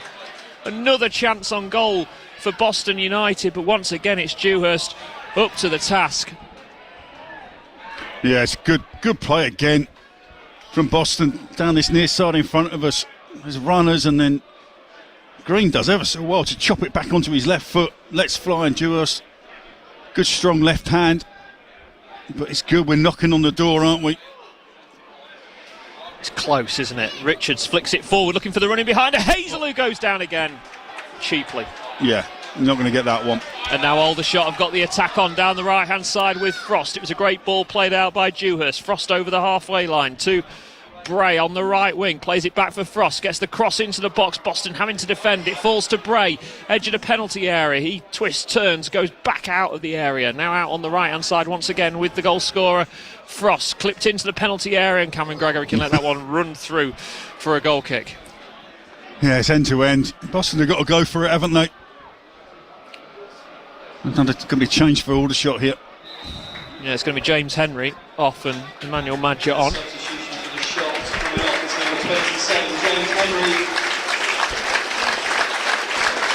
And Boston are about to bring on Adam Marriott as well here. Yeah, I was going to say, if you need somebody with a little bit of guile, a little bit of creativity in and around the 18-yard box, he's your man, isn't he? 20 to go. Aldershot 1, Boston 0. Ball headed forward by Richards. Hazel can't protect it. Rose done well. Maguire's got space on the left-hand side. It's for Gale. Gale can't play it through to Hazel again. It's one pass too many for Boston United. Oh, Cameron Green, he's in all sorts of space there. If Gale just dummies it, Cameron Green's in there for one touch and a shot. God, it's frustrating. Can they get this goal that will see him out of the bottom four? You take a point now. That is how big a point could be for Boston United, isn't it? It is. The longer it goes, the more you just get a point. Get a point, get yourself out of the bottom four. Because they deserve a point at least from this. Ball thrown in field this time by Nicholson, out to the throw-in taker by Sloggett once again. Nicholson tries to get the cross in, blocked. Boston with another long throw into the penalty area. It'll be interesting to see who Adam Marriott comes on for here, whether it's going to be Frankie Maguire and Graham Coughlin goes for it, or whether it'll be one of the other midfielders who are maybe Sloggett replaced. Possibly Sloggett or Jordan Richards, and then just maybe put Maguire in there. Long throw comes into the box. Mills can't win the initial header, comes out to the edge of the penalty area. Sloggett tries to get it down. Maguire tries to get the shot away. It's blocked, takes a deflection, and it's into the bottom corner. And it's the substitute, James Gale, who's found the back of the net. Aldershot felt it was offside, but they had a player on the line, and Boston back level 1-1. Here we go, just as we were calling it, Rob. They're back level. Finally, something breaks from in the penalty area, and Gale just twists on it, sticks his left foot on it, nestles in the bottom corner. They couldn't, could they? Again, just needed someone, didn't it? You say a bit of guile. I know Marriott is usually, and he's not going to come on now, we should say. He looks like he's gone back and sat down on the bench. Wouldn't surprise me, yeah. But again, just a bit of composure. And at first, the initial thought was, yes, he's offside. But then you see the Aldershot player was almost on the far post. He definitely was not offside. And like I say, I couldn't see who got the initial shot in that went through the ruck of players that ended up at Gale's feet. But good finish from the substitute. He's not been on long, and he swiveled and just got that into the bottom corner. As Green heads it forward for Sloggett. Boston deservedly level in this game. Another twist in the National League season. It was a tense end to last season with those playoff games and the need to win the last couple of away games as well in the league, but I think this season's going to be pretty similar. It's almost like we're used to it now with Boston United. Cleared long by the Pilgrims. Hazel will go up and he'll win the header. And now Gale will look to run down the right-hand side. Hazel's made the run through the middle.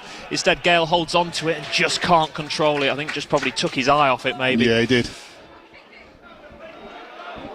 As now Aldershot clear long towards Bray up against Teal. Bray's been impressive up there for. He has, yeah. Aldershot. He's been a real thorn in Boston United's defence. They'll know they've been in a game. Oh, brilliant from Hazel. Read that. And plays it back for Cameron Green. Again, it was Sloggett who was involved in winning that bat for Boston. Green plays it long. Dewhurst again has come out of his penalty area. Gale's going to go chasing after him. And why not? Cleared long by the Aldershot goalkeeper. Headed away by Nicholson. Sloggett tries to win something for Boston but can't do so this time. And now it's the hosts who are looking to come forward down their right-hand side with Frost once again. 1-1 here on BBC Radio Lincolnshire. It's Frost who has it. Back infield to the right-hand side for Anderson. Clips the ball into the penalty area. Headed away by Rowe. Corbett was coming in far left-hand side of the box. Aldershot electing to keep it in play and looking to work the 1-2. Rowe slides into the challenge. Brilliant challenge from Jay Rowe. Leaves his man on the floor but comes away with the ball and he can fire it long. And Aldershot are leaving it 2-on-2 at the back at times now, so Boston have got opportunities in this game as Maguire throws it down the right wing for Gale, looking to run at that Aldershot defence. He'll be buoyed by another goal, and he's done well. He's spun his man well. Gale tries to clip it into the box. It takes a deflection and into the arms of Marcus Dewhurst, but he's made a real difference, James Gale. Yeah, just having two up the top there, Hazel and Gale, just gives Hazel a little bit of a breather, and he can just occupy himself within the penalty area. If Gale's going to go down the sides for him, can we get one? Another chance, another goal. As Zach Mills ends up on the ground. Yeah, good experience defending from Zach Mills. Got up early. Thomas just leant into him. Clear foul. I mean, they are going for it. They've gone kind of four at the back. Boston.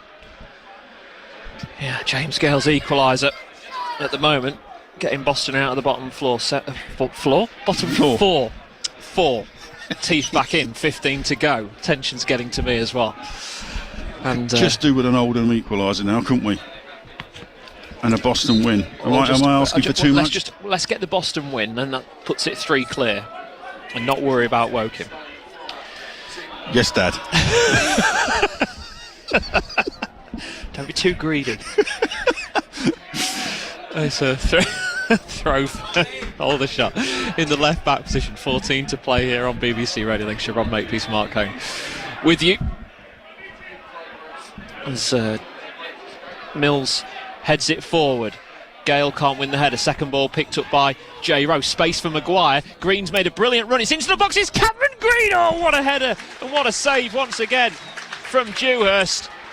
If it wasn't for Marcus Dewhurst, Boston United would have scored 3 or 4 tonight. Yeah, Dewhurst has gone down. I'm not sure what that's about, but that's a great pick out from Maguire to see the run from Green. And Green, there's nothing more Green can do. He's flung his head at it, diving header. Just a little bit.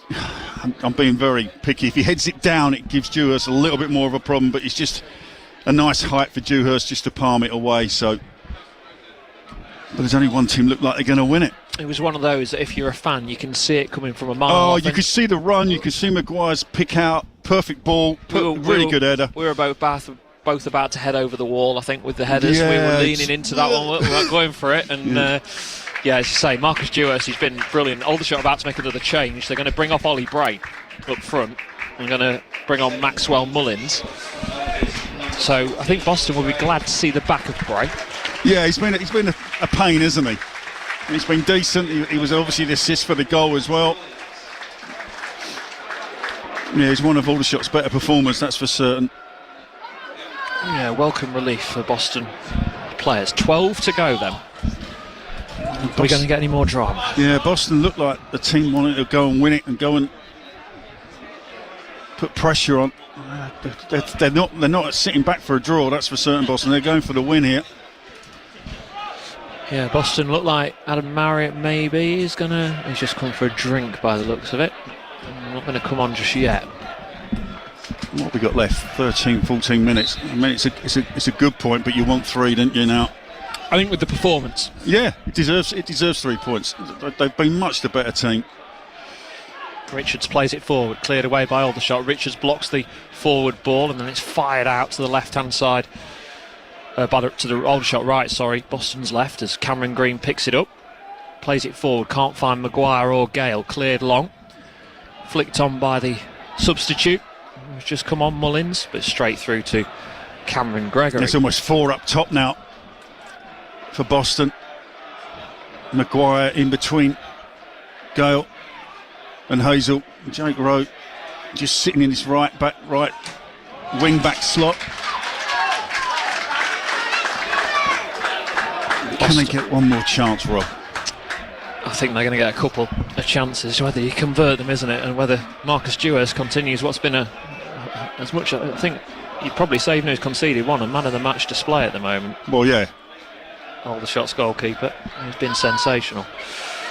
Ball with Sloggett, knocks it down for Hazel. Now he tries to fire it out to the left-hand side to Gale, who tries to protect it but can't do enough to keep it in play. 11 to go. So it's a big thing, isn't it, at the moment as well, if you're Graham Coughlin, because you're looking at it going, well, we would love to win this, but at the moment this is a valuable point and you don't want to lose it. No, you don't want to lose it, that's for certain, but it's one of them where I believe they can go and win it. I really do. Yellow and Black Army as the long ball forward by Sloggett. That's going to be one that Dewhurst can gather. Yellow and Black Army. The chant from the Boston supporters as the header from Teal goes behind him. It'll go out for a throw to Aldershot in line with the 6-yard box on the left-hand side. And Boston just need to stay switched on here. Yeah, they do. You've got yourself back in the game through sheer guts and determination. Don't give it away now. Richards cuts out the ball from the throw. It's played long by Boston. Hazel will try and flick it, but can't flick it forward enough for Gale. It's with Armitage in the centre circle. Out to the right-hand side to Frost. Clipped ball forward, looking for Kwame Thomas. Nicholson dealing with him. Back now to Anderson. Now Madger takes a couple of touches, plays it out to Thomas, trying to keep it in play. Boston have won it back, have they? No. Throw goes Aldershot's way. Yeah, Nicholson not happy with that. He thought Thomas was just holding on to him. I mean, it's difficult. We're quite a way away, but I've got some sympathy with Nicholson there. Oof. Again, Aldershot taking chances with their defence. They've gone all the way back to Dewhurst. Boston are readying another change. I think Keaton Ward, yeah, he's about to come on, so no Marriott at the moment. I was saying that was almost showing the intention, wasn't it, from Graham Coughlin, that Marriott was about to come on before Boston levelled things up. Yeah.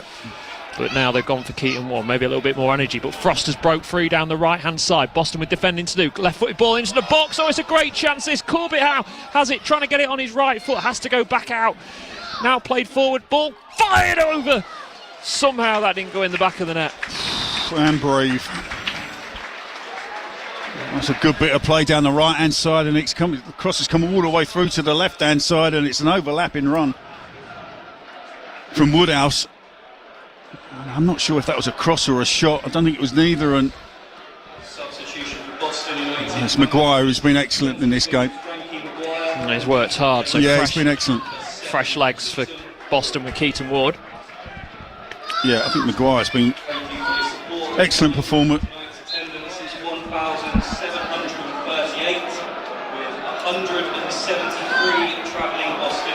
173 Boston fans here this evening. Yeah, and the Boston fans, you can just about hear them. We're a long way away from them, but you can hear them. They're trying to get behind this team. Can they get this win? Which would be vital. 7.5 minutes plus added time to go. Aldershot with a free kick. Over the halfway line it comes. Nicholson fighting with Thomas. Thomas ends up on the ground. Boston come away with the ball. Sloggett's played it long down the left-hand side. If Hazel can keep that in play, Boston have got players over in the box. Slide challenge comes in with Boston United throwing a dangerous position. And again, it's going to be Brad Nicholson who will trot forward from left wing-back. Yeah, it's a good ball out of defence from Nicholson, I think it was. And Hazel, willing runner down the channel. It's a good sliding challenge from Ellison, I think it was. But a chance now. Can you force this in? It's going to be Nicholson to take this long throw once again for Boston. 1-1 here, 7 to play. Nicholson throws it into the box, headed away, comes back out to Sloggett. He will be able to play it out tries to play it out for Nicholson. The clearance then hits Nicholson. Rowe tries to go into the challenge, cleared away, and it will be an Aldershot free kick. Mills, the man adjudged to a foul. Yes, Sloggett, who's been good, has worked so hard, but that was a tired pass back out to Nicholson. Never was going to get there. And was Aldershot able then to clear their lines, but there was a chance to get Nicholson back on the ball to deliver across. Like I say, tired pass from Sloggett, which I'm not surprised. Yeah, he's not playing many minutes in the second half of the season. That's why he left Hartlepool and joined Boston on loan until the end of the campaign. And his first start tonight, he's done well and he's headed it there, and now he's looked to play it forward again. It's just a bobble which has just caught Sloggett out. Ball played long towards The substitute, the number 24 Mullins, that's gone out of play. Is it a throw? I think right next to the corner flag. Can Boston either see this out or go and nick a winner with 5.5 to go? Woking still leading at Oldham by 2-1. That affects Boston in some ways, but in the grand scheme of things doesn't really matter, because all Boston need to do is not lose here, and they're at the bottom 4 with 5 to play. Throw for Teal, right back position. Goes long down the right hand side. Madger heads it back, headed forward once again. This time Jay Rowe goes away. Madger again heads it forward. Now Rowe will look to turn it in behind the Aldershot defence. Jacob Hayes has been blocked off there, and that's going to be a yellow card for Dan Ellison, as the ball makes me jump from landing on the roof. I'm tense as it is, I don't need that. That's woken you up, hasn't it? Nearly hit my head on the roof there.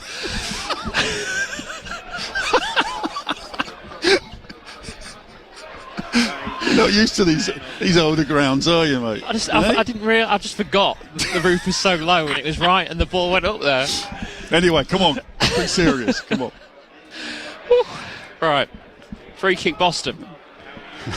Keaton Ward to take it. That has woken me up. Sutton have just gone 1-0 up against Rochdale. And it's going to be a free kick for Ward, the substitute for Boston, to deliver from the right wing. Played into the box. It's Mills at the far post, leaping, falls to Gale with a shot, well blocked by the Aldershot defence. Ward tries to head it back into the box. Madger gets it away. Sloggett chests it down and looks to send it back into the penalty area. Mills is going to go up and tries to get in on the goalkeeper and can't do so now. Zach Mills needs to sprint back into position as Dewhurst fires it long. Cameron Green can take a touch. Brilliant first touch and clear it away, then just has to be careful. Now the ball's played forward for Keaton Ward. Ward into the penalty area. Ward tries to get the shot in. It's gathered by Dewhurst. No, that's brilliant from Cameron Green. Most people would have just headed that, but he had the confidence to get it down and then rolls it into Keaton Ward, and I thought Ward would do a little bit better than that. Straight at Dewhurst. It's up the other end now. Now Corbett has it on the left wing up against J Rowe. Corbett, lively customer on that left outside, crosses it into the box, headed up into the air by Mills. Ward can't win the header. He's clattered. And the referee stopped it for a head injury. I mean, that's got to be a free kick to Boston. I mean, the Aldershot player's clattered into the back of Keaton Ward. Yeah, Madger is the man who's down. I think he's come worse off there, hasn't he? Yeah. Which means we'll probably have a few minutes of added time here, because that looks like he's going to need a lengthy spell of treatment. So, a reminder, at the moment, Oldham 1, Woking 2, Sutton 1, Rochdale 0, and Aldershot 1, Boston 1 here. What it means in the grand scheme of things for the league table means Boston would be out of the bottom 4 tonight by a point. They would be on 44. Woking tonight would be up to 17th on 49. So there'd be 5 clear of Boston. There'd be 6 clear of the drop zone. Boston would be 4 behind Wealdstone and Solihull. Solihull still with a game in hand, but Boston have to play Wealdstone and Solihull over the Easter period, Good Friday and Easter Monday. Yeah, sandwich between that is Altrincham at home, isn't it? On Saturday. On Saturday. Which will be tough. That will be a tough game. Altrincham going for the playoffs. We'll be very happy to see Rochdale losing at the moment, because that keeps their gap between themselves and the playoff places to just a point. But as we saw, it seems to see every National League match day, there are so many twists. As we've got a minute and a half to play. Referee, I don't think has any idea whose drop ball this is. Who's he giving it to? Well, he's giving it to Aldershot. Why? Why is he giving it to Aldershot? I think that's what Graham Coughlin's saying to the 4th official here. Why? The 2 players have gone down with a head injury. Why is he deciding? And then he's played it through his own legs, the referee. I don't think I've seen anything. That was like being back at school with a PE teacher. Yeah. Gale's done well, and he sent it forward, and Keaton Ward's rushing in on goal. Ward tries to play it across to Hazel. It hits Jacob Hazel, the clearance, and Keaton Ward got it all wrong at the most vital of times. Just go yourself. Just go yourself. Get it on the right foot, strike. You just try to be too clever with it. Just got it stuck under his feet, then when he tried to play it across. I mean, Gale's done brilliantly there to release him. Ward has it for Boston once again. He's got Madger all over him. Ward has to be careful. Goes to J. Rowe. I don't think he really wanted that, but he's done well to clear it left-footed. Slog it, heads it on. Gale trying to win the header. Headed forward by Aldershot once again. Richards has got a touch on it, but played it straight to an Aldershot man. It's with Madger out towards the right-hand side, but Green's read that one and heads it away. Now Gale will try and hold it up and try and play it through. And Boston have got the chance. They've got 3-on-1 here. It's Keaton Ward. 4 minutes of added time. Ward, edge of the area on his right foot to J. Rowe to finish it. Yes, he does. Unbelievable. Scenes. J. Rowe, the man from right wing back, the man who knows how to find the back of the net, has done it in the final minutes of this game. Boston lead 2-1. Oh, it was a breakaway. It's Gale again who does brilliant over the far side. Feeds it into Keaton Ward. I think Keaton Ward made a little bit of a mess of it again. He wasn't quite sure whether to set up Hazel. But then J. Rowe coming like an express train on the outside of him. He just feeds it into him. It takes a deflection. It's Dewhurst and finds the bottom corner. No more than Boston deserve. They deserve to win the game. They've been the better team all round. Wow. Wow. It was a 3-on-1 where Boston looked like they'd missed the opportunity as well, hadn't they? When Keaton Ward had it, there was options. He then took his time, played it into J. Rowe. And the biggest thing about that is it took such a deflection and it spun so slowly in the air, like slow motion. And of all of them, you felt, well, Dewhurst tonight, he's saved so many. This is going to be another comfortable save. And he was on his heels, Dewhurst, because he expected the shot to come through at full power. So he's kind of braced himself, and then he's almost moved slightly to his right as it spun and gone to his left, and he couldn't get his a proper left hand on it to keep it out. So, Aldershot though coming forward, 4 minutes of added time. Oh, Mills with a deflection over the bar corner for the hosts. We're in 4 minutes of added time. We're going to have a bit longer because of the goal happening near enough as the clock struck 90. Boston are wanting to bring on Jacob Scott, the defender, for Jacob Hazel, but I think they're going to have to wait. They don't want to do it as a set piece. No, absolutely not. No, you've got your men. Right-footed outswinger for Aldershot. Boston's fans hoping they can go home happy tonight with 3 points, but they need to defend this. Boston ball clipped into the box, comes bouncing around in the penalty area, still not cleared. Players going down. Cameron Gregory has it in his hands. They're going mad. The Aldershot players, they think that's a penalty. I think it's the substitute. He's going, was it Thomas, going absolutely ballistic at the referee. Yeah, Kwame Thomas is the man who's just been booked. Yeah, he's not happy, is he? No, he's explaining to the two Boston United defenders, I think Tillman and Jordan Richards, exactly what went on there.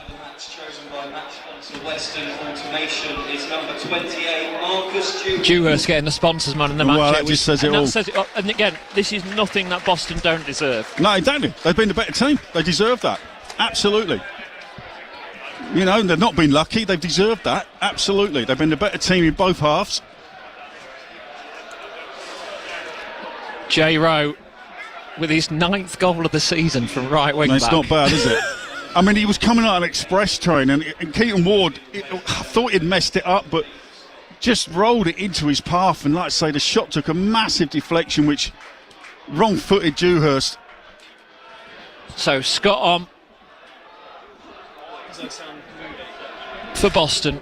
We're in 4 minutes of added time, but we're going to have a bit longer with the goal and now with the yellow card and the substitution. So we've got a few minutes left. But here on BBC Radio Lincolnshire, J. Rowe might have just given Boston United a huge, huge boost when it comes to their survival hopes. Elsewhere in the National League, Sutton have won 1-0 against Rochdale. That's at the other end of the table that it affects Rochdale, but we don't really care about that at the moment. No, we don't, no.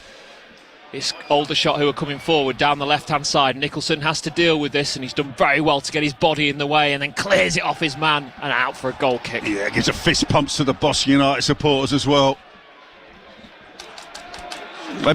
Graham Copeland's got to get some credit as well. He's been brave with his substitutions. Gale with the substitute, getting the equaliser, then Keaton Ward setting up Rose, so the substitutes have played a major part in this.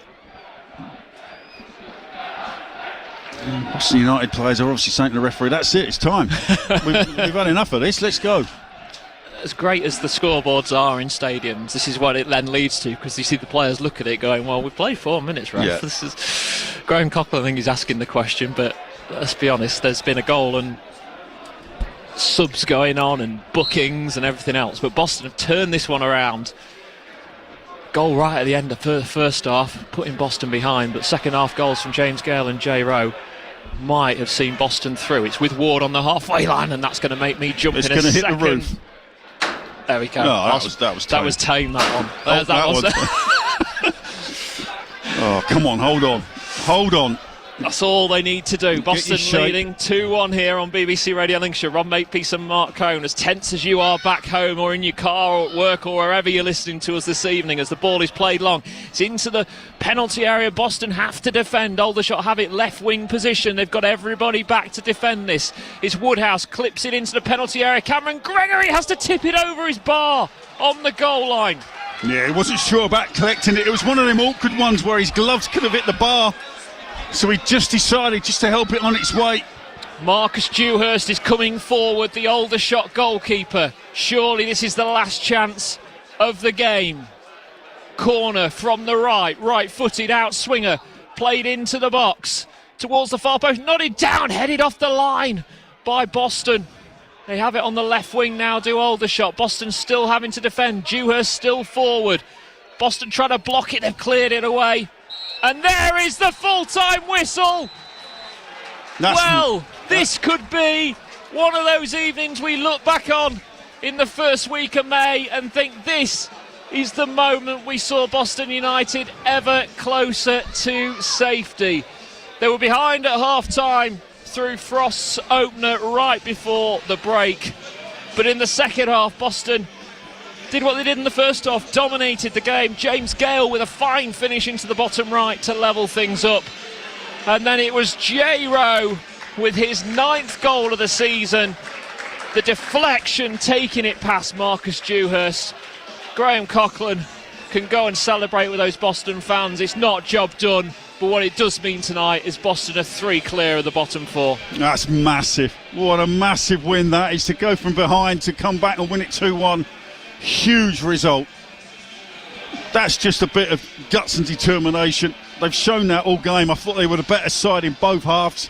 I thought they were so unlucky to go and get the sucker punch a minute before half time to go 1-0 down. But the second half, I've got to give Graham Coughlin, heap as much praise on as I can with him. He was brilliant in these substitutions.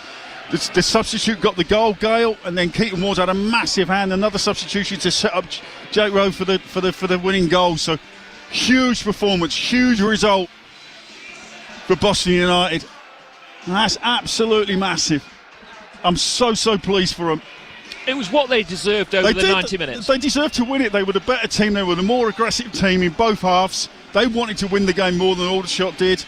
You know, I asked them to be aggressive. I want them to be on the front foot, and they were that for 90-95 minutes here. You know, and like I say, Jacob Hazel, we could have had a hat-trick on another day. You know, just a little bit of composure in the first half. I'm not talking about with Jacob Hazel himself. I'm just talking about the passes. You know, the approach play was good, but just we lacked that final killer instinct in the final third. But we got that in the second half.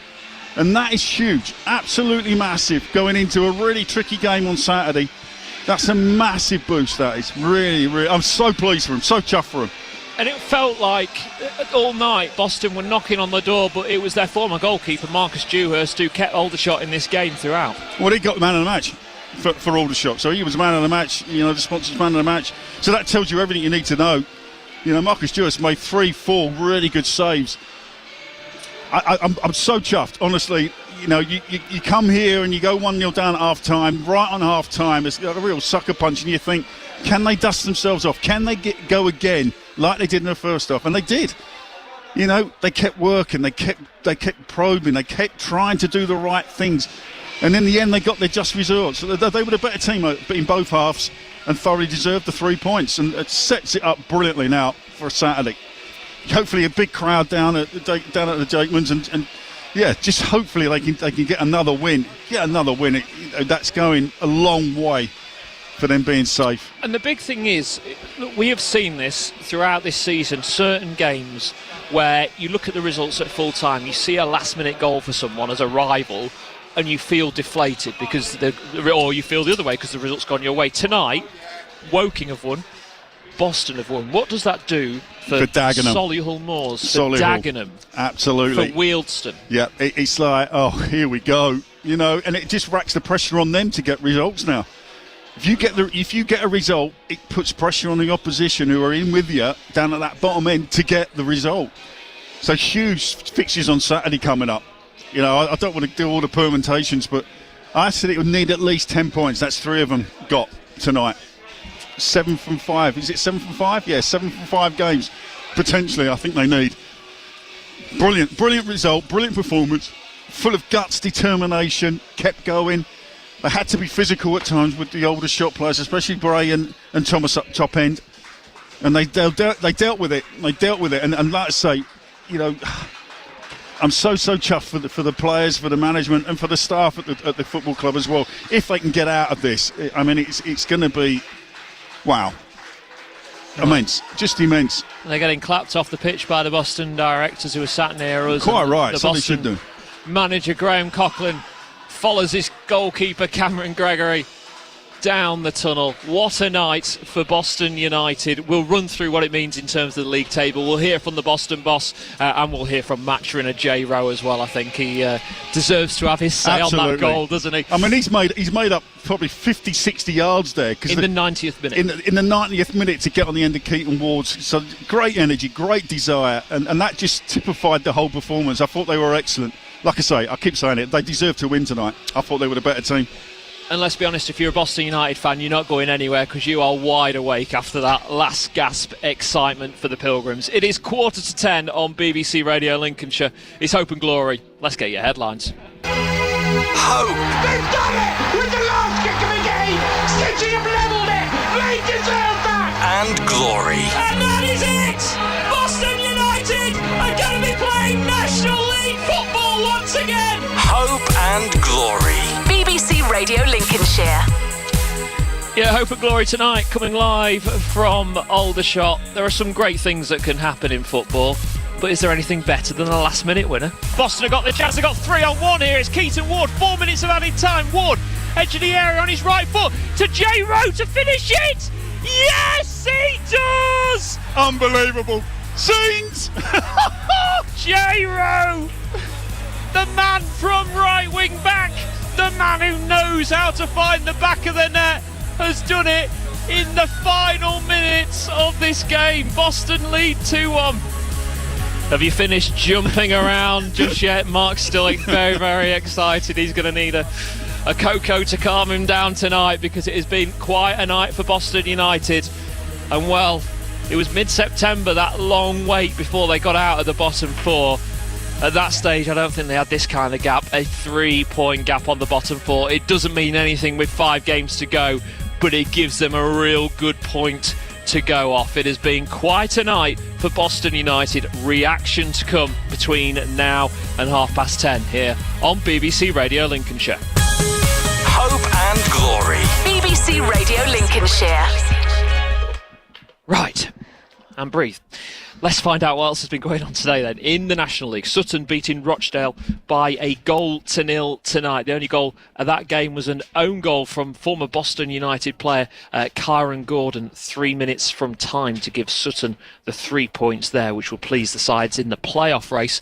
Meanwhile, Oldham 1, Woking 2. Another big result at the bottom of the table. Oldham had led through Cian Harriott at half-time, but Dion Kelly-Evans and a 58th minute goal from Lewis Walker, who scored for Woking here on Saturday to give them the lead in the FA Trophy. It didn't turn out right for Woking that day, but it did this evening. So, here's where we are then in the National League. Ebbsfleet, we know, relegated on 19. It's then Fylde on 39. Maidenhead on 41. Dagon Red on 43. Then it's Boston United up to 20th this evening on 46. Wealdstone 48. All those teams have played 41 games. Solihull have only played 40. They are also on 48. You've got Woking on 49, and then you've got Braintree on 51 points. That is where we're at in terms of the league table tonight. The goal difference, Dagenham and Solihull are similar. They're -6, -7. Boston and Woking are similar. -11 for Woking, -13 for Boston. Then it's Wealdstone on -17, who are quite a way off, as are Fylde and Maidenhead. Mark, we'll just discuss a few things when it comes to this, with regards to this. The number one, the 3-point gap we should talk about, but I think we'll go the other way around and talk about the things that maybe people won't look at straight away. 7-point gap now on Fylde. Yeah, I mean, obviously you've got to look at those, Fylde and Maidenhead, but it's that fourth spot, isn't it? The form Boston you're on at the moment, you just got to try and stay away. I don't think the form that Maidenhead and Fylde in, they've got to worry about too much. It's just Dagenham. You just got to keep your noses in front of Dagenham here and see if you can reel in Wealdstone, which we've done a little bit there with 2 points gap, and Solihull. And we've got to play those two teams as well. So, I mean, it's a massive, massive 3 points tonight for Boston. And like I say, they go into a game now against Altrincham. Altrincham obviously want to get the playoffs, but you've got to go in there and fancy us to get a result. Yeah, Maidenhead final day. Obviously, a huge game coming up as well. You don't want it to go to that. And there's a 5-point gap there. But Dagenham, as we say, 3-point gap now for Boston United, which is really important. But also, you've kept Woking in with 3 points behind them. But you've also, Solihull Moors are the team that are being dragged into this. Dagenham 2 months ago got dragged into it. Now it's Solihull that started getting dragged in. Yeah, I mean, you're just looking at the sides above Boston there, and it is Wealdstone and Solihull, two teams that you've got to play. That's a massive win for Woking. I mean, I'm surprised, I have to say, after Saturday's defeat here and going to Oldham, who were fourth and trying to secure a playoff spot. I fancied Oldham to turn over Woking, but clearly Woking have gone there and got rid of them Blues from Saturday and got a great result there. But certainly Solihull and Wealdstone are the two teams you fancy you can overtake. I mean, fingers crossed they get a massive crowd down on Saturday, down to the Jakemans and get them over the line. I mean, the way support here was fantastic. You could hear them. Last 10 minutes they were cheering. They were just forcing the team almost to try and get that winning goal. So, yeah, for the supporters, for everybody at the football club, great result tonight. But it's not job done. They've still got to go and win football matches. So fingers crossed Saturday, get a big crowd down there, and let's see if they can get another 3 important points. Yeah, a massive 3 points for Boston United. In terms of the top of the table, not much has changed. Rochdale losing tonight means they still have a game in hand. They're hanging on to that final playoff spot on 61. Altrincham 60, Southend 60, Tamworth in 57. Even Hartlepool, who've just suddenly hit a bit of form on 55, will probably feel they've still got an opportunity of a playoff place. Right, let's run through what else has been going on tonight. There's been a lot going on in the Championship, League 1 and League 2. Let's go to Lincoln City's League 1, because there's been some big news there tonight. Not unsurprising news. Rotherham won 1-0 at Bolton. That's a big scoreline in terms of the playoff race.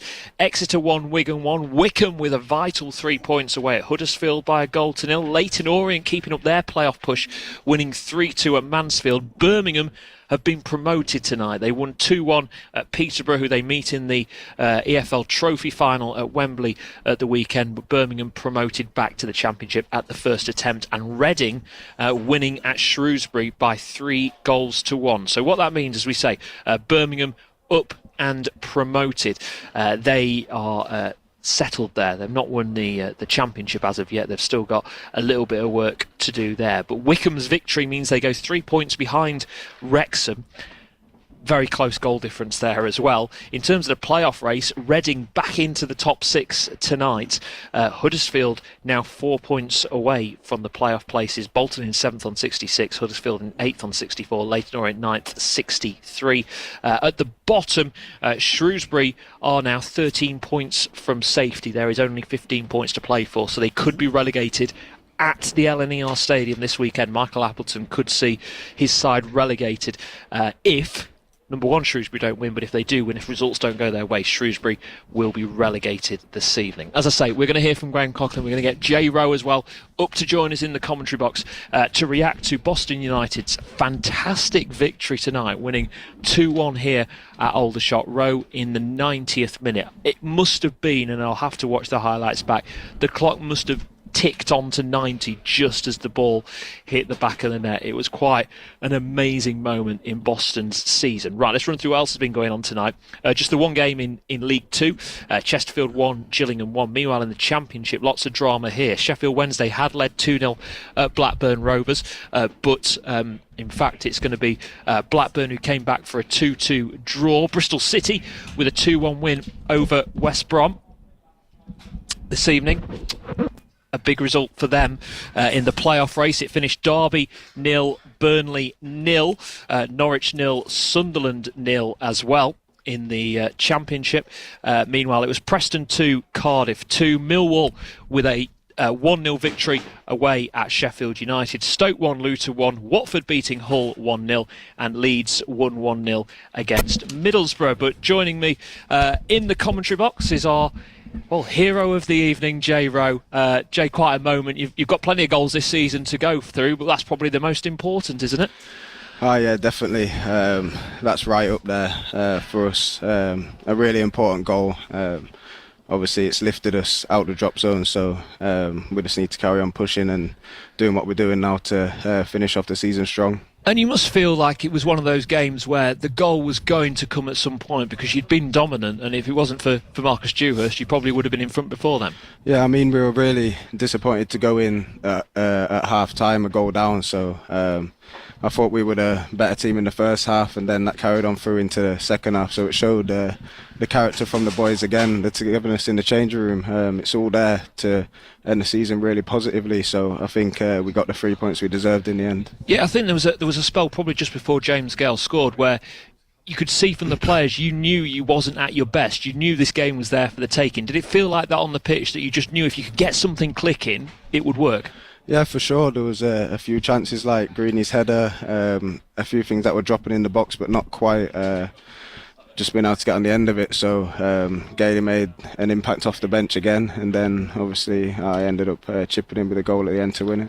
It was a long bursting run in the 90th minute of the game. I know your manager said you're the fittest team in the league, and sometimes managers can use that as a psychological thing, but I guess those moments like that prove that your fitness is really up there and has improved. Yeah, the boys, we work hard in training every day. The gaffer drills that into us so we can make them runs late on in the game, and I just seen the opportunity. Wardy broke a few times and the space was there for me before, so I thought when it happened again I'd just put 100 effort in to get there, and luckily Wardy picked me out and it went in the back of the net. And it felt almost like slow motion from up here watching it fall into the back of the net. Was it the same for you? Oh yeah, it felt like I was watching it for ages, but luckily it went in the back of the net, and then I'm over the moon. The only shame was you were the furthest away I think possible from the Boston fans, the 173 who travelled tonight, but you got that moment with them at the end. Yeah, they travelled in numbers again today. They're absolutely brilliant, and they've been with us through plenty of downs this season, so it's really nice to repay the journey with 3 points. They travel in numbers all the time, so it's brilliant. Got a bit of pressure because your manager's listening in now as well, but I guess then we'll hear from him in a second. The real message is that yes, you're out the bottom four, it's brilliant, but it's not job done. Yeah, no, all the boys know that in the change room. We've got a few games left, so we just need to keep working hard and getting the job done like the gaffer tells us. 9 goals this season, double figures on before the end of the season comfortably. Hopefully, I get the chances, so I should be able to chip in with another. But the most important thing is just getting a win. Jake, well done tonight. Go and enjoy it. Top man, and I'll let you go in the dressing room. I'm going to pass on the headset to your manager. Nonsense what you're speaking. Graham Coughlin has joined us live on BBC Radio Lincolnshire. I'll just get you to put the headset on to chat with us. Well, Graham, quite a night, quite a moment in what's been a month or so of moments. Yeah, listen, I thought we were excellent tonight. I thought we were very good. When you're given the opposition goalkeeper man of the match, I thought he pulled off 3-4 excellent saves. Marcus Dewhurst, I worked with him at Sheffield United. And I thought he was excellent for them. To be fair, he's pulled off 3 or 4 great saves, as we say. So, look, it was a heart in the mouth moment. We were on the bench, and we were going, we'll take the point. But again, the lads, their character, the resilience, they went and probably should have had another one, if I'm being honest. Should have maybe made it a little bit more comfortable. But fair play to them. That character, that resilience is exceptional. And the spirit that they built up over the last couple of months is obviously got them over the line tonight. Yeah, that first 45 minutes, as you say, you created opportunities, but you must have been thinking, what's going on when you get that goal going right before the break? Yeah, look, they've not had many moments. The one moment they had, we presented it to them. We made a basic error and we give a goal away, and that gives us a mountain to climb. But these lads will climb Everest if you ask them to. They're that good of a group. They're that good individually and collectively. It was great that the subs came on as well. Wardy, I thought, had a great impact, as did Gailey, obviously scoring. So yeah, it was nice that the subs came on and impacted again. But we got to be a little bit more clinical in front of goal and a little bit more clinical defensively.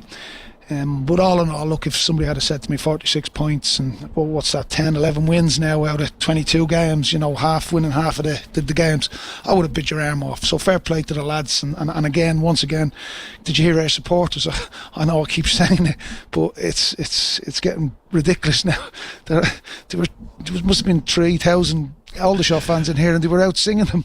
It was crazy. It was crazy. And look, you can see where our players go when they get the goal and who they want to celebrate with. The fans mean that much to them. On that James Gale sub, as you say, you had to almost go for it. You know the situation you're in, and you must have been pleased that the change you made tactically had that impact. Well, initially we'd know Jimmy Knowles. Obviously, that was a bit of a blow.